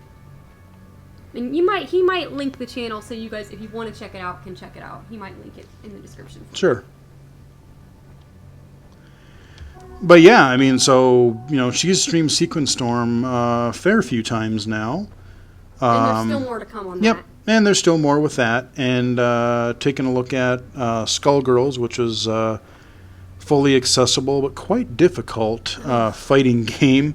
Like I said, I did a video of that. That was the one where I flipped out, because I'm like, holy crap, I've never seen a game that has from start to finish, like text to speech like this. I mean, I'm like, wow, this is actually pretty dang incredible. I geeked out over that several years ago. Yeah. Flipping the hell out. Yeah, and then she gets to try that for the first time. And Talk about flip out. Yeah. Normally, I try to censor myself a little bit, but when that was on, I couldn't help it. I mean, I just let loose. I'm like, what the hell? Are you serious? I mean, to hear it is one thing, but to actually go through and experience it is a totally different thing. Well, yeah, I mean, to finally be included actually be included in something. Yeah, I mean, and when I got off the stream, he looked over at me and he goes, looks again at me, takes a second look. Are you okay? And I'm crying. I mean, because, again, I'm sitting there losing it. This time, not because something actually was sad, but because I actually felt, included. Like he said, I felt included because I was able to play not just something on the computer, but a mainstream video game. For the first time. Yeah, And literally broke down in tears. I mean, that's the thing, is like, it's, yeah, I mean, I appreciate all the audio games and accessible games and stuff like that, but it's just so cool to be able to be like, oh, all these other people are playing this mainstream game, and I can watch videos about it or listen to it, but, I'd rather play it. Exactly. I mean, I can sit there and talk L4D all day. It's one thing to talk L4D, but it's another thing to actually get to play it, which will probably never happen. But I can still sit there and talk about L4D like it's, nothing. Yeah. If somebody could ask me a question about L4D, I could probably rattle it off. Oh, probably. More than likely. But I've never played L4D, not once. Mm-hmm. And like I said, I probably never will.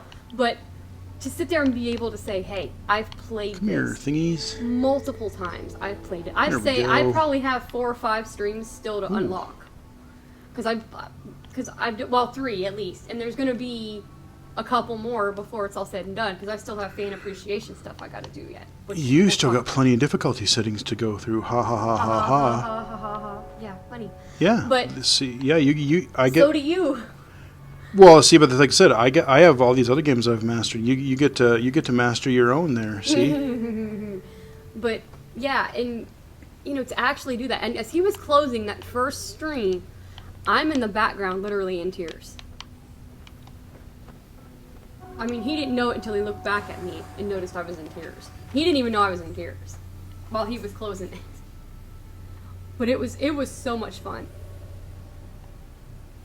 And that was just the first stream I did, because I did another one, what was it, a week later? Yeah, The probably. Veil Yeah, demo. about that, probably. That was fun, too, the Veil demo. Mm-hmm. Loved it. Yeah, that's still one that's in development. That should hopefully be coming out next year.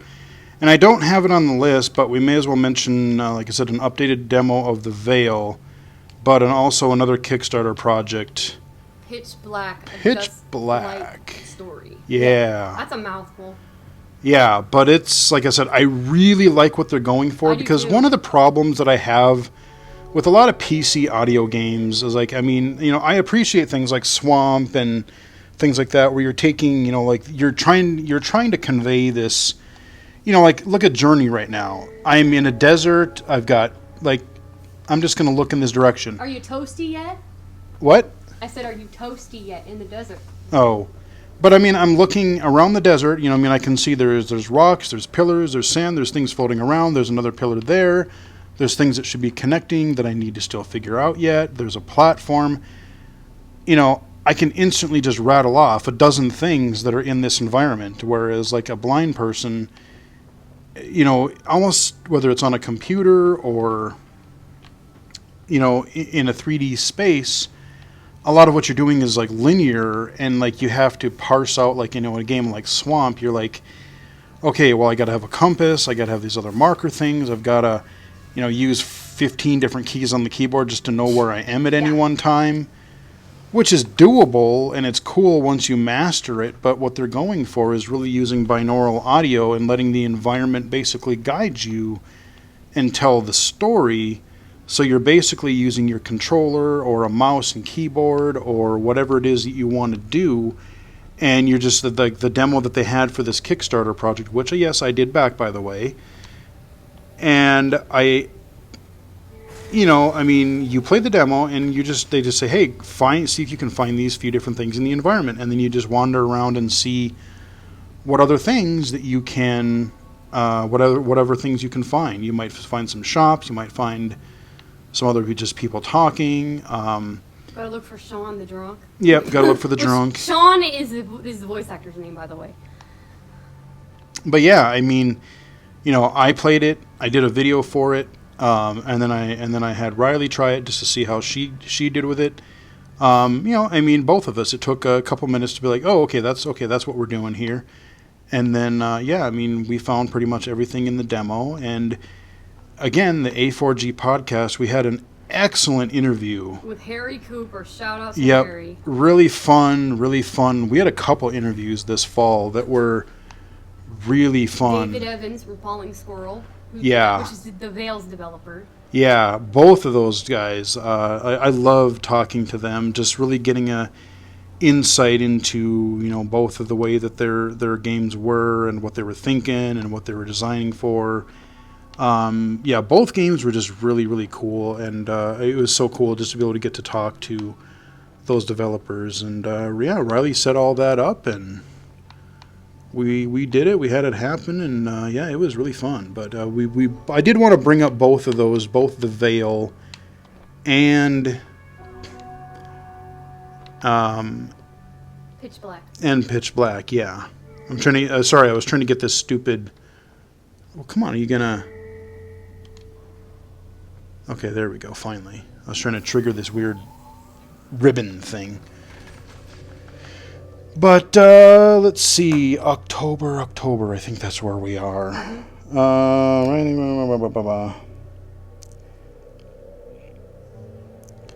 What else do we have?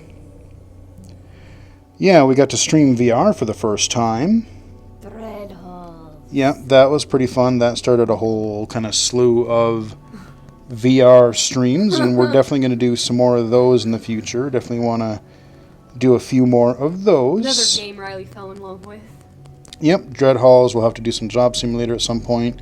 We'll have to do a couple other things here and there that might make a good stream. Then we also found out Doom Eternal, one of the games that we were really both looking forward to. Got delayed until next year. Boo. On a cool anniversary, though. But yeah, yep, it's cool. Like I said, that'll be a fun and eventful day.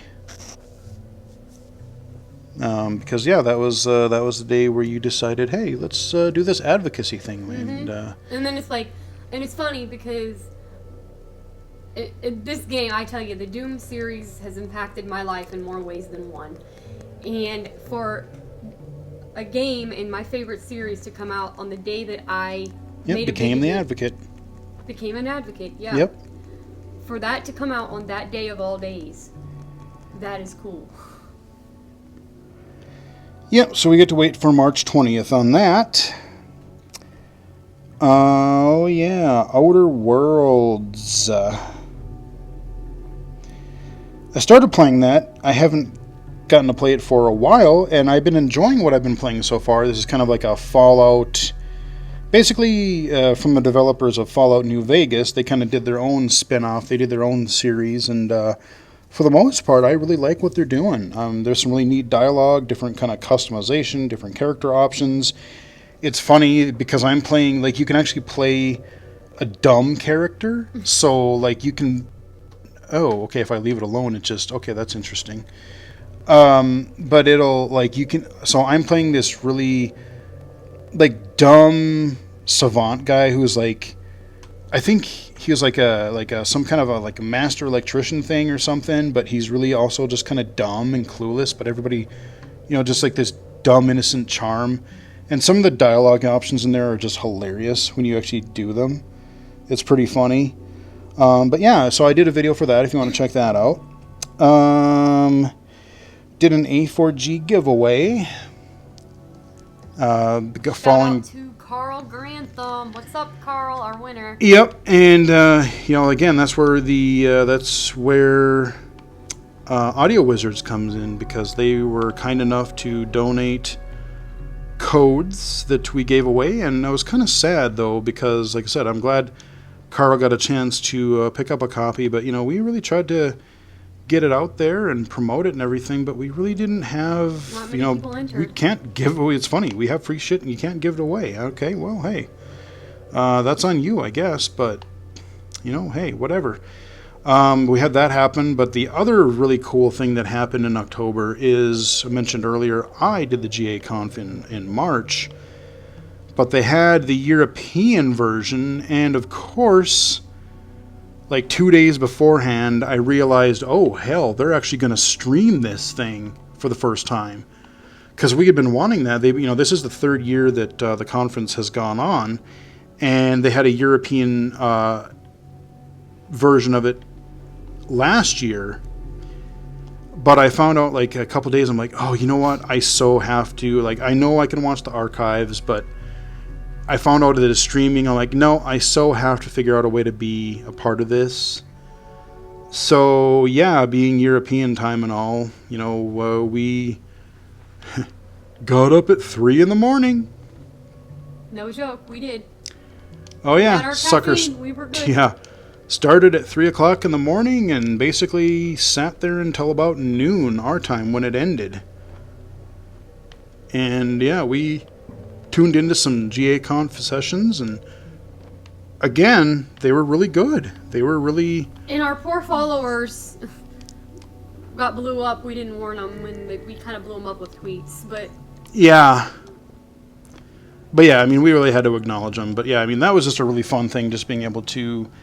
being able to just sit there and attend that together, and said you're kind of getting into the accessibility thing more, getting to actually hear the sessions live for the first right time. Afterwards on Fumes, that was interesting. Oh yeah. So I mean, yeah, we got up at 3 o'clock in the morning and just went straight through. And you better believe I was getting teased by Mr. Hamilton. Well, yeah, because I was talking to him about something. I was talking to him about the conference. He's like, yeah, if I were you, I'd recommend. Yeah, you can tune into the archives later. Just, tune in later in the morning, and they'll be up there pretty soon. I'm like, hell. We'll do it. We were up. This has really kind of become my passion. Like I said, I love my day job. I love the idea of what I do, but working for and around government definitely has its issues. I won't bore people with... The video is going to be long enough as it is without me going into about how some of the VR system is broken.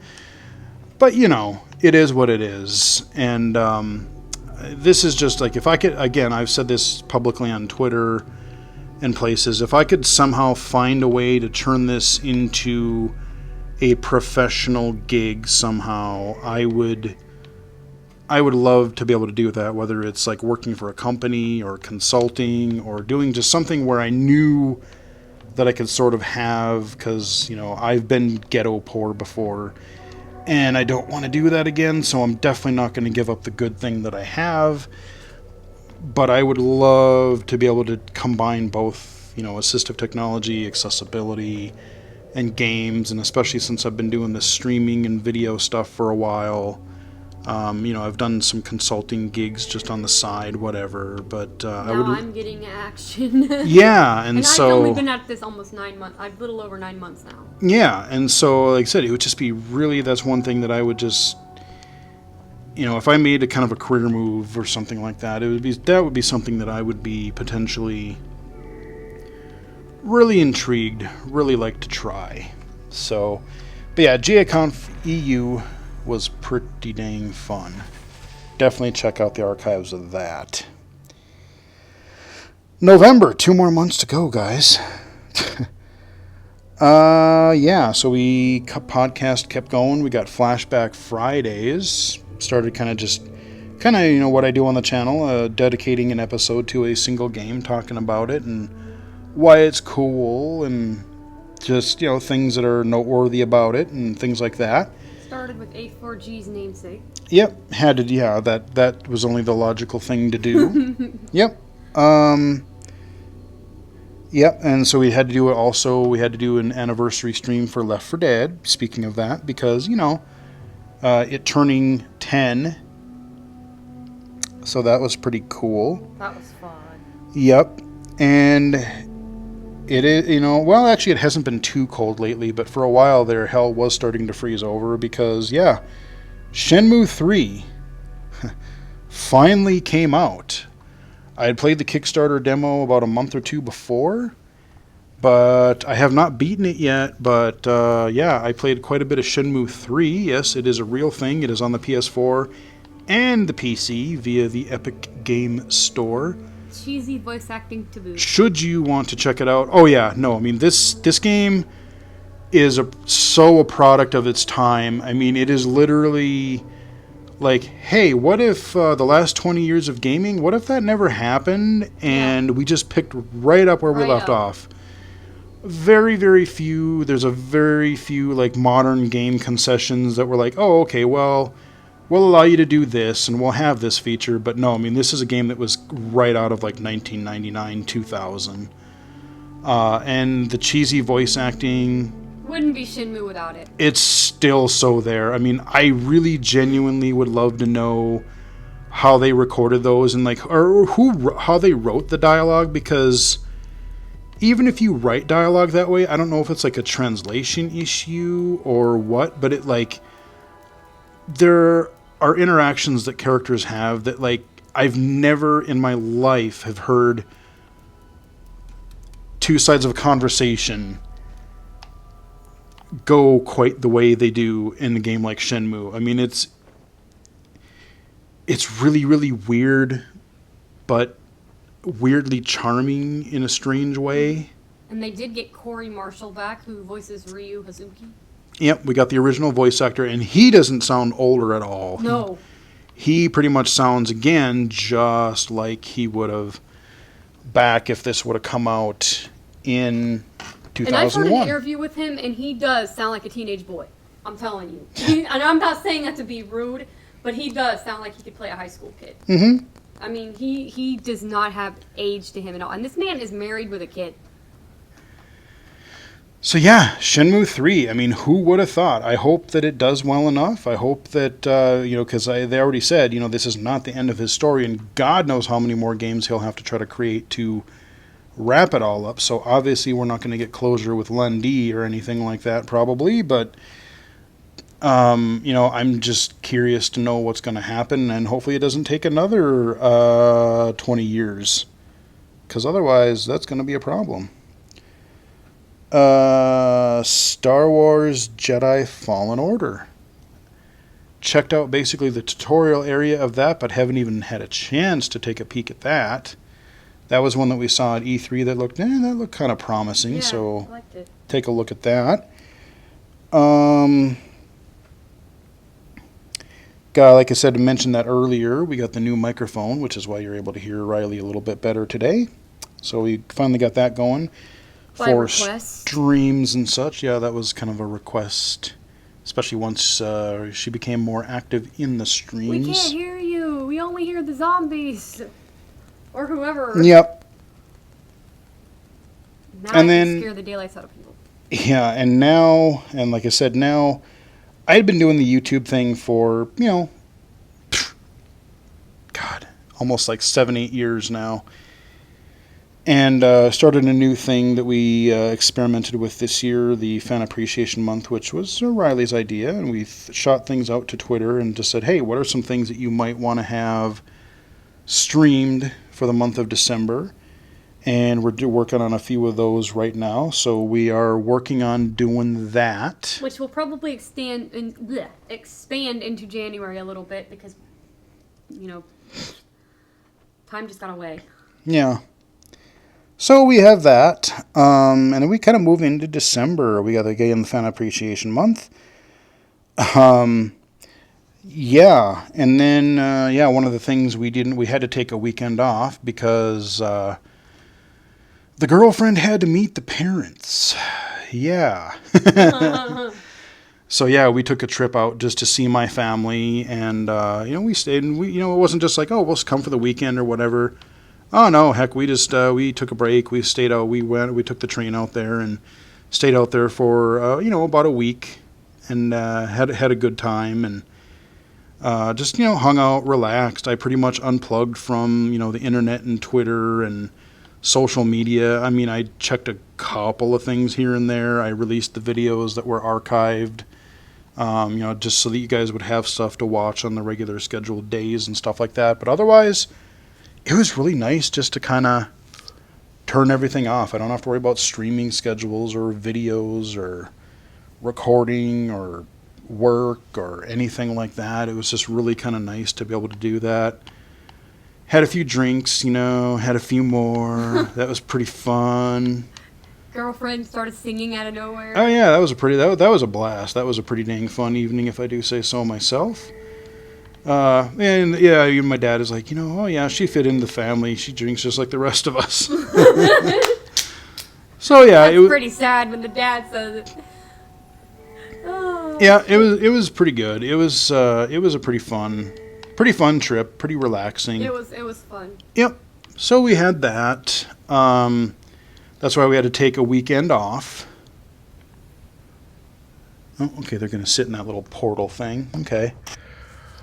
And then,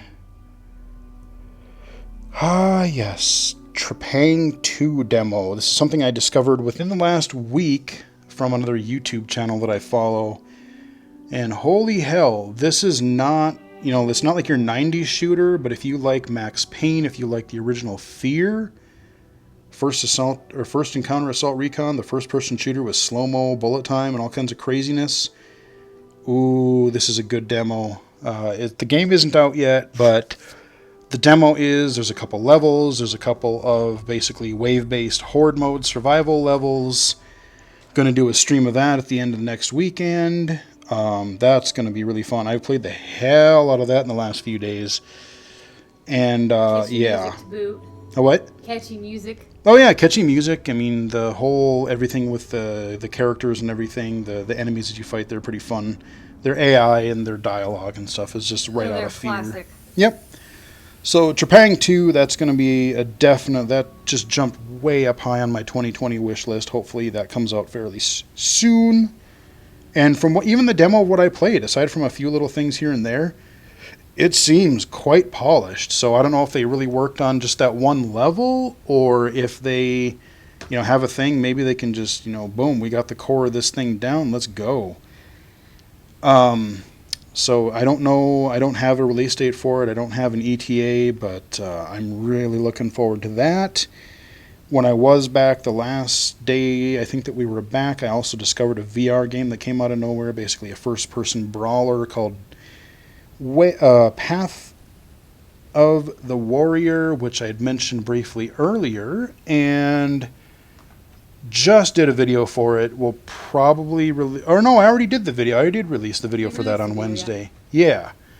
So definitely check that out. I mean, if you're looking for something like Streets of Rage, Double Dragon, that kind of a thing in VR, complete with awesome cheesy music, and especially level 3 so far. I've played it on the Quest the most, but I've played it a bit on the Rift as well. But the third level, honestly, was kind of my favorite. There's just some really unique, things. It starts out where you're on the city streets and everything. Your typical Streets of Rage, your Double Dragon brawler, but then it kind of goes some different other places, and so I like what it's doing, and I'll definitely want to try to finish that one off. We got Doom and Doom 2. Couple other anniversaries. 26 years old. The original Doom. And 25 for Doom 2. So we, of course, had to do, because again, Left 4 Dead, Wolfenstein, or Left 4 Dead and Doom, and those types of games, those two especially, those are things that we both really like. They both kind of, I've just always loved those games, and, Riley's got a couple of really cool reasons that they're, that she really likes them, but yeah, that one turned. Wow, I can't believe how old that game is. I'm old. Hey. No, man. But yeah, those two. So we did an anniversary stream for that, and then another game I discovered in the last week, Demon's Tilt, a classic little pinball game with some catchy music. Mm-hmm. Kind of a TurboGrafx 16-esque game. One table, but pretty fun. Basically one table, but there's 3 tables in one, so it's a quite challenging but fun table. Lots of crazy sound effects, lots of crazy just visuals and particles, and it looks like a 16-bit game, but maybe just of course it couldn't handle as much as what you're doing on a modern day system, but it's really got that aesthetic, that kind of presentation and stuff like that. Really catchy music. So that's kind of been the year. I mean, it's been all over the place. Conferences and advocacy stuff, and just me actually getting a girlfriend. Who would have thought? You know? All those types of things. And then just, to kind of wrap it up, next year we're hopefully going to be getting together a group of people. Riley's been working on a little bit of that stuff, and I'll probably chip in a little bit here and there. But a group of people that are basically making a Game of the Year sort of a list, honoring Accessibility Awards. Yeah, game accessibility for blind and low vision, especially blind accessible games. So games and developers and things like that are, recognizing those types of things that are accessible, not just for iOS, like the Apple Viz Awards, but, things for consoles, for PC, veteran and new developers and things like that. So trying to broaden it out a little bit, but get a little bit more recognition, because one of the trends that I really like this year is we're starting to actually get some game developers that are treating game accessibility more seriously. Indie developers, fantastic work by them. We've got Sony, we've got Microsoft, a tiny bit of Nintendo, but they really need to do better. Your platform holders, I really wish Steam would. They just did a big platform update about a month ago, and I really wish that they would maybe have fixed and made more of their stuff compatible. I mean, you're getting things like early beta access early access for developers on the Unreal Engine for native screen reader support. Unity's getting support via plugins and things. So hopefully we'll get more of that on the platform levels. Just the next couple of years are going to be really interesting. They're going to be really, really interesting as far as not just games like The Veil and Pitch Black and things like that, but things that are actually designed for mainstream audiences that we're actually going to get to play if you're really low vision or totally blind. So there is hope. There is hope there. And I know there's a lot of games that I didn't cover in this. It's impossible for me to play everything that has come out. I did get a PlayStation 4 when it was deeply on sale this summer, but I've barely even had time to monkey with it, so I've barely put any time into it. I didn't talk about some Nintendo stuff like Luigi's Mansion 3, which looks really cool, and I got to get around to checking that out. Sekiro is another game that I wanted to try to like, but I suck horrendously at. I think I did a video for it, and I'm just like, no, this game is just not going to be for me, and I'm not going to go into that whole discussion about game difficulty, because that's a whole other video topic in general. But things like that, Death Stranding, Hideo Kojima's fever dream of God only knows what the hell that game is, other than like a weird on-foot delivery service thing with some kind of incomprehensible story that I don't even know what's going on in that game or what to even think about that. But that's one that I just don't see myself really picking up. I don't mind weird, but the gameplay in that just does not sound appealing to me at all. So, I mean, there's things that I've missed, but those are some of the titles that I've played. Try to use some indie titles, some big titles, some accessible games, PC, console.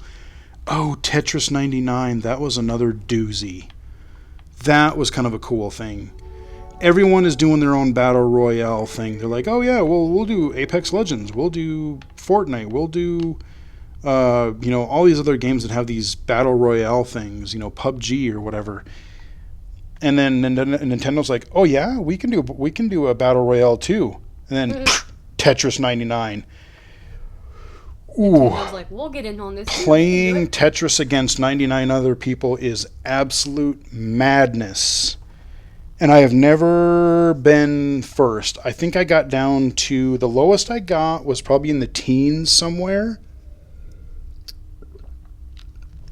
And by that point, you're playing just against madly skilled players, and like, there's no way I would be able to last to be number one. I don't know what kind of fluke, what kind of luck it would take, but oh boy, howdy, that game, really, really fun, really cool idea. I'm glad it exists, but wow, that was something else. Cadence of Hyrule, that's another one that I really need to try again and get better at, because right now, like, you can also play with the rhythm part off, so you can still use the music, but you don't have to do everything on the beat.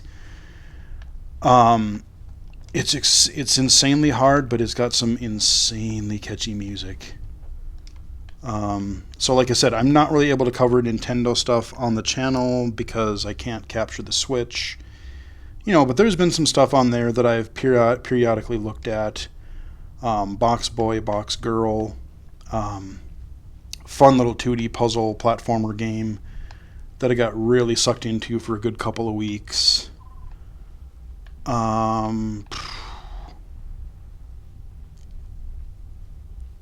The Link's Awakening, I've got a little ways into that. Like I said, there's stuff coming out constantly. I introduced you this month to Helix Jump. Yeah, Helix Jump, and I also played another sort of game that's very, very similar to it. Another couple puzzle games. Mario Kart Tour, also on the iOS devices and Android devices, which, again, I have really mixed feelings over. The core gameplay is okay. It's fine for what it is. It's about what I expected a iPhone, iPad game to be, but again, you could buy some consumable currency and maybe a character for $20 a pop. No. For one character and a couple of little coins or something? I don't think so. No siree, Bob. Sorry, Nintendo, but no.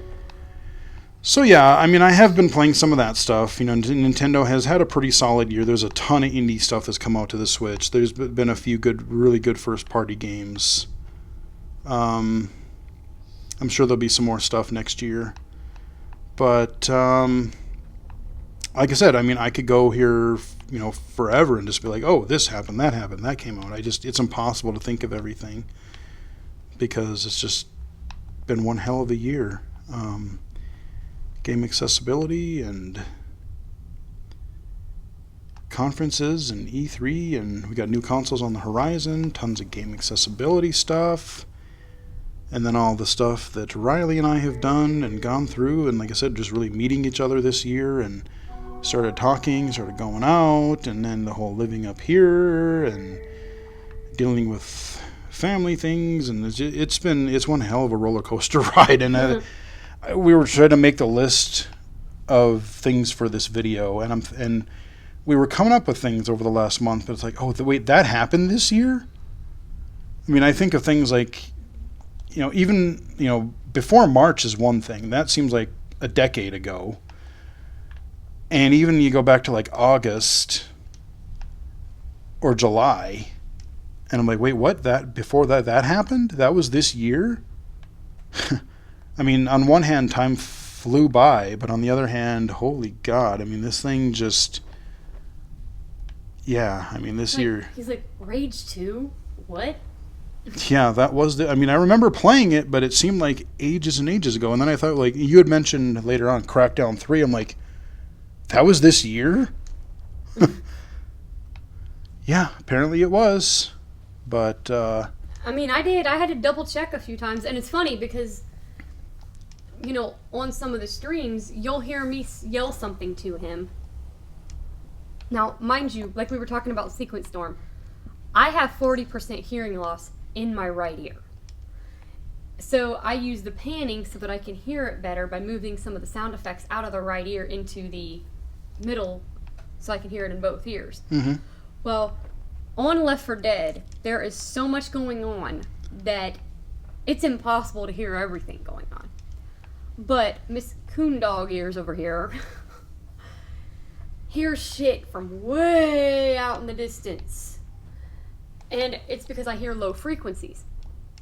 And there's one of the special infected that's a tank. That's what they call it. It's a great big old brute that'll just knock you down. Well, he has this really low, deep growl. And I will warn him in advance, honey, I hear a tank out there. What? Because he don't hear it all the time. Sometimes he'll hear it, but other times he misses it.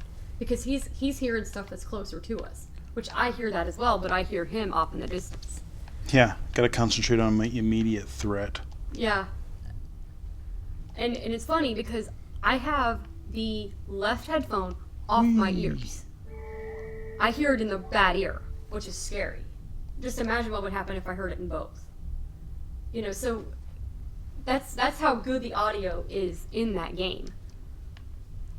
That's how amazing it is. And now that I'm actually up here getting to talk in the background of a stream or a video, or even getting to hear games live, is pretty dang cool.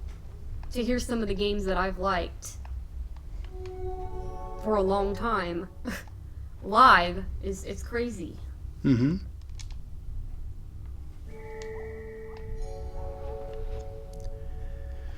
So I think that's probably gonna about do it for this year. I mean, like I said, there's been so many things that have happened. We've just been aimlessly sort of wandering through the desert. I mean, I probably could have, if I was actually concentrating on the game, I probably could have almost beaten it by now. But we just figured just roll around a few desert areas, slide and jump around. Like I said, if you want to see the full game, I do play through it on the channel. You want to check it out. It's a gorgeous game. I mean, audio, visual. There's a few areas, especially ones where you're kind of like another level or two in, where you're just like cruising by some stuff. You're on like this, you're almost like sand surfing kind of a thing. You're just sliding through these environments, and it's just amazing looking, especially on PC. But next year, I mean, who knows? I mean, half the stuff that happened this year, I wouldn't have, I did go back and watch last year's video. I mean, I wouldn't have even mentioned most of it probably. I mean, I knew, Doom Eternal was a thing. I knew there was a few other things that I was looking forward to. But as far as, some of the games and surprise accessibility announcements, and then, like I said, with Riley and myself, I mean, I didn't see that coming last year. Not a frickin' chance. Not a clue. So 2020, I have no idea what's going to happen. I feel cautiously hopeful. I feel like there's going to be some sort of big... Within the next couple of years, I think there's really going to be some sort of big mainstream game that's just gonna, we've had accessibility features in major games so far, but nothing that's been really start to finish playable by the blind. I mean, Mortal Kombat, sure, there's some narration, but there's pieces missing and stuff. But somebody's gonna make it where a major game is gonna be totally accessible, and I really want to be there for that. I really want both of us to be there to see that happen. I have, we've had several great indie titles, but I'm thinking if anything for AAA, I'm thinking it's either going to be Microsoft or possibly Ubisoft, because both of those are doing some pretty, maybe even EA. Because with EA Sports and a lot of their titles, they're adding a lot more in as well. But like I said, it could be it could be someone out of left field too. Who knows?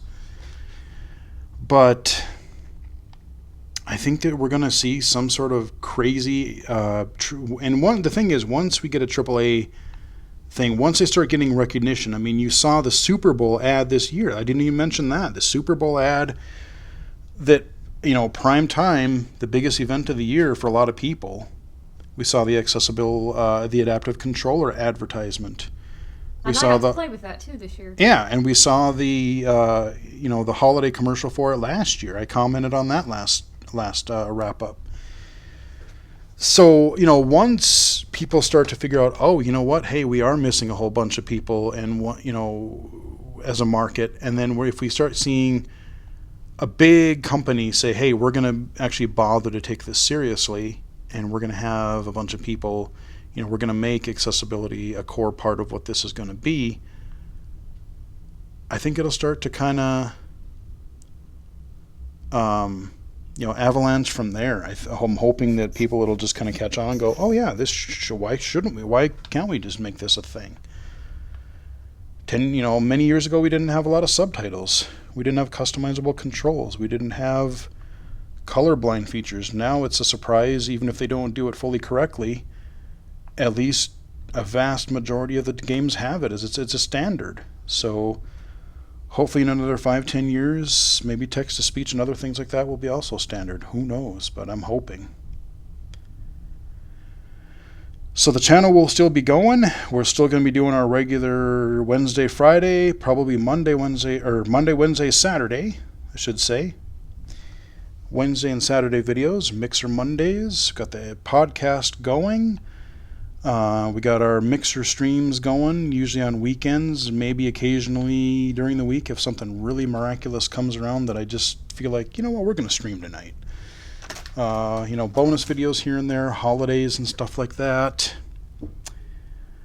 But I think we'll probably be doing a few streams a weekend. You never know. It might be me and him, or yeah. I mean, sometimes we'll do one in the afternoon. Sometimes we'll do one, then we'll do one in the evening, especially in the next few weeks as football season wraps up. And I don't know that I have super high hopes. The Vikings are in the playoffs, but I know we're getting a lot of our main guys back next week. But if they don't play a hell of a lot better than they did the last 2 weeks, next week is going to be it. Because I don't see them getting much farther unless they really get their shit together. Because, oh boy. I mean, granted, today they were playing with their backups because they wanted to save their guys for the playoffs next week. But oh boy, so with that not being a thing anymore, who knows what'll happen? But that will do it for this particular video as we look through the desert a little bit, kind of a screensaver mode as they have it, which is pretty fitting. Thanks for having me on here, you guys. And also, we didn't add this. You forgot this, honey. The fans picked the backdrop this year. Oh yeah, they did. Yeah, we put a poll out and had a few choices, and I was really kind of glad Journey won because it's just a nice, relaxing game. You don't have to hear a bunch of gunfire. I don't have to concentrate on staying alive or anything. It's just a nice, chill game. And that's fun to funny look because at. it was the one I picked. Yeah. Because I'm just sitting there and I'm thinking. And for some reason, I was listening to something on headphones, and the song "Faithfully" by the rock band Journey comes on, and I went, "Hey, wait a minute!" He goes, "What?" I'm like, "Journey, we gotta play Journey."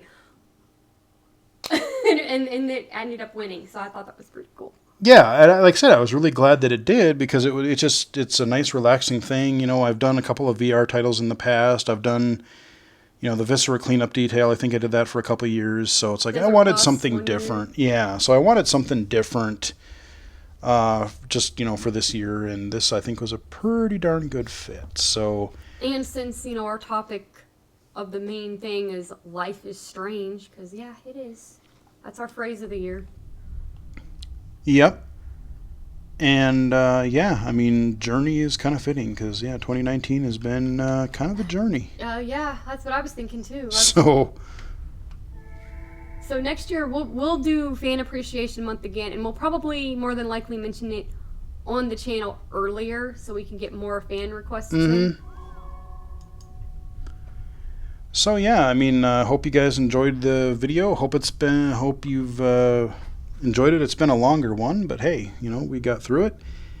And like I said, you'll see the same. We're not going to be slowing down at all next year. We're going to keep things going.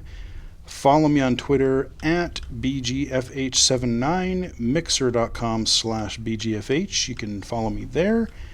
And you can go to illegally-cited.com. You can find all my kind of projects and other things that I've been doing there. And you can go ahead and plug your stuff too if you like. You can follow, first of all, the Blind Accessibility Gamer Awards on Twitter at Blind Star Gamers. Yep, star spelled out. Star spelled out, which I was going to get there. Oh, sorry. all the letters are capitalized. The B, the S, and the G are capitalized, so it's Blind Star Gamers. You can follow it there. You can follow me on Twitter at Access, capital A, the number 4, just like L4D, Gamers, A4G, on Twitter. You can also follow the A4G podcast on Anchor or wherever you can find it. Now, if you cannot find it somewhere, please ask for it. Tell them that you want the A4G podcast, because the more platforms we get, right now we're only on Anchor, Google, Breaker, and Radio Public. So we don't, on Spotify. So we got 5 platforms. So we need more platforms. So we're not on Apple yet. So if you prefer Apple Podcasts, contact Apple and request it. Say, hey, we'd like the A4G podcast. Right now it's on Anchor, because they sent them an invite to it to accept it, and they haven't accepted it yet. So if there's one that you wanted on, if you're using somebody else, Stitcher or TuneIn or one of the other Pocket Casts, Overcast. let them know. Yeah. Which one? Overcast. Yeah, Overcast. If you use Overcast, I do. we're not on there yet. Well, you got to request it there, honey. Already did. But we gotta get it. We gotta get it out there so that more blind and other people can hear it. We want everybody to hear A4G. And if by chance you're a guide dog user, you can check out my solo podcast that I do called The Light of the World. Now that's on different ones too. If you don't get that one, you can also check it out and ask for it, because that's my guide dog one. I do a post every Monday. So that's another podcast that I have that you can check out. Well, there you go. We plugged our stuff, and like I said, I can't think of anything else. I'm sure I'll think of half a dozen things once I stop recording, but hey. And thanks for having me on the channel, you guys, and enjoying the videos that I've done so far, and requesting that I come on the video, because it was pretty fun. Yeah, I mean it's been a fun it's been an interesting and like a pretty fun year, just because early on, I mean I do the videos and stuff myself, and maybe not so much the videos especially, but like the streams. You're live, and sometimes you got to concentrate on the game, or there's just something going on, or you're lost, or you're trying to figure out something. Having somebody help with the chat is really helpful, and it's really fun. But it is pretty fun just to have somebody to kind of, bounce thoughts back and forth, and you're both commenting on the game and stuff like that. So. And then you're getting warnings. Tank! Where? Huh? Yeah, I mean, so we've shit. had things like, like I said, when we played Vermintide, or. Even just, commenting on things that happen in the games and stuff like Freaking that. weirdo. Oh my God. The Dread Halls ones and stuff like that. Those are all pretty fun, so. Dread Halls is a blast. Yeah, I mean, so we've had, that's been a fun addition to the stream. And again, thank you to everybody who has subscribed over the past several years, especially over the past few years and few months. There actually has been quite a few more people showing up to the channel, viewing videos, subscribing, and even just I've gotten emails, I've gotten private messages via Twitter, I've gotten messages in the YouTube comments. Hey, I've had a few doozies, just like everyone gets on social media, but honestly, I've gotten a lot of really friendly replies and comments and things like that. So, thanks to everybody for sticking with the channel, and for a few of the suggestions you guys have had, and I mean, who knows, I mean. And also on that note, if there is a video, let's say you request a video, if it's something he might not be interested in, don't give up hope that it won't be recorded, because he'll let him know either via Twitter or follow me on Twitter and ask me, because maybe it might be something I'll do. But like he said in a previous one, please don't spam the comments. Yeah, I mean, I know there's been a couple. It's like, every other video, please cover this game, and it's a free game that everybody can try. But yeah, don't spam. I mean, like I said, if I miss it the first time, you feel free to send another one later on. But please don't spam. Please don't spam, because that's only going to make me not really want to cover it at all. And I'll be the same exact way, because that does get obnoxious. Yeah, I get enough email and other kind of spam. So yeah, please we don't need do that. kind of thing. And like I said, if let's say there's a game that he might not cover. Like, I've got a couple of ideas for a couple of accessible games that I'm going to do for him that are coming up for a few events in sports. A couple of sports games, that's all I'll say. Mm-hmm. But he's not played those. He says, okay, yeah, you could do those. You know, so I'll be doing a couple more game videos. I know one game in particular I've done a video for it. Mm-hmm. Sure. But if there is something that he might not be interested in and you tell him, he'll come to me and ask me, hey, Riley, would you be interested in this? Because some games he's not into, but I am, or vice versa. Sure. Yep. So you're going to get more variety on here because there's two of us and there's, you know, we like different things, but we won't do it if you're spamming it. So just ask politely. If we don't get back to you right away, it's not that we are ignoring it. We're, you know, looking into it. It'll take us probably a little bit to look into. Mm-hmm. But, you know, just relax because there's a lot of people out there watching and we're trying to get things sorted out too. And I do have a lot of people ask about accessible games and like, you know, hey, would you cover more accessible content, more accessible games? And I definitely, you know, I do try to mix things up. You know, everything on the channel is divided into playlists and things like that. You know, I have PC and iOS and VR and apps and games and all kinds of different things. So there's a lot of stuff that you can choose from. There's a lot of different things that you can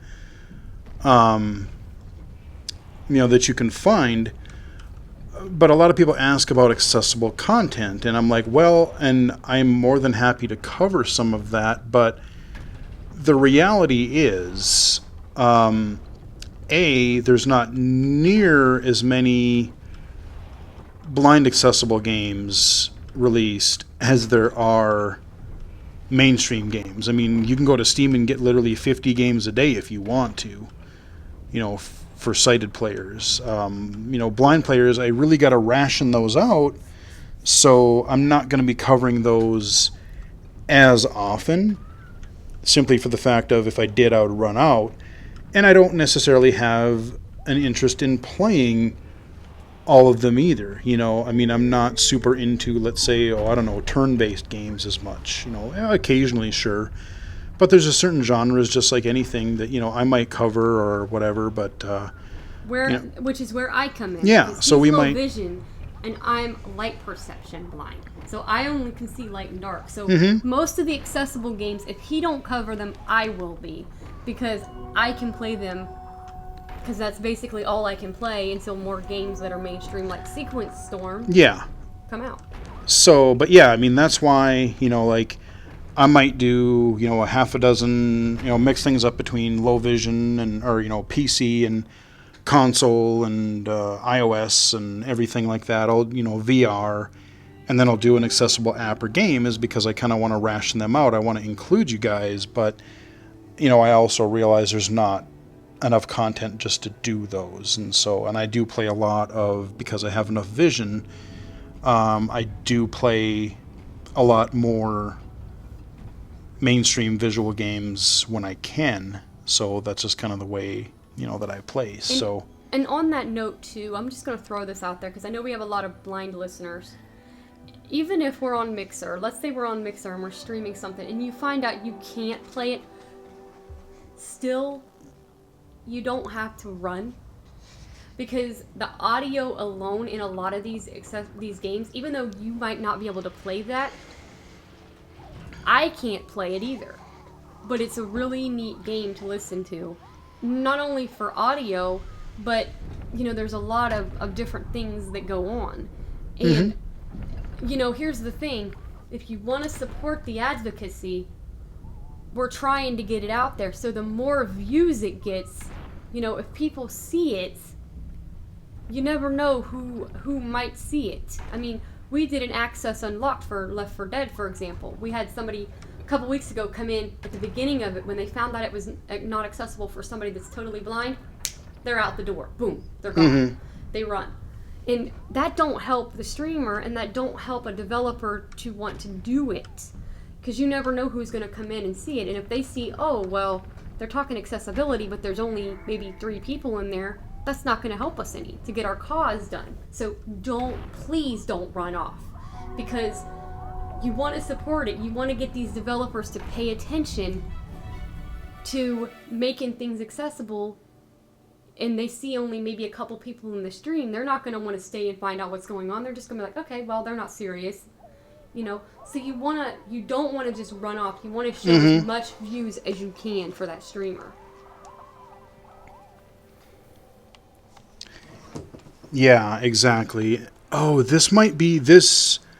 I might have to play just a little bit more of this game, because we're at the part, this part is just so freaking cool. There'll probably be a couple more minutes, but like, this is, up to this point, the game has just been, okay, wander around and do your thing.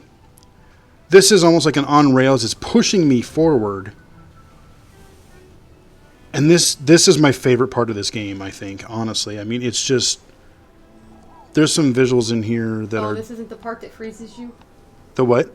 The part that makes you cold as hell? Meaning... No, we're... freeze. No. I was sitting there, me and Pandora were sitting out here when he's playing it, and he's describing it. There's a scene, I'm not going to tell you exactly what happens, but basically you're in a snow scene, that's all they'll tell you. And I'm sitting there, stop, and it's freaking warm outside. I'm sitting outside, so remember, I think we streamed it in, what was it, May, June? Yeah, sometime in the summer. I don't remember exactly and I'm like, when. Okay, I'm cold, stop. Oh man, now we're walking around again. I thought we were going to be... What if I go over here? I mean, look at, like, the sand. It's like... I don't even know how to describe it. It almost looks like... Yeah, that's... I mean, we're in the desert still, but, like, I mean, it looks like just liquid gold, kind of. I mean, it's just... It's so freaking cool looking. And we were, being pushed forward there for a bit. And there must be another part coming up pretty soon. So we'll just quit here anyway. I thought we were going to get to that part where, like I said, I thought it was a little bit longer. But there's a part, like that part we just did, and then there's another little piece where you're kind of just cruising around and it's kind of pushing you forward. And it's just a beautiful part of the game. And if it was around here, I was going to end with that. But I have no idea where it is. I have no idea where I'm wandering. So we've babbled long enough. I'm going to wrap up the video here. Again, hope you guys enjoyed the video. Again, thanks for the follow. Thanks for everything on that so far. We gave you all the contact information. Follow us there. I'll leave some links in the description below to some of these things as well. And Happy New Year, guys. Happy New Year, everybody. And have a good one. Talk to you in the next video.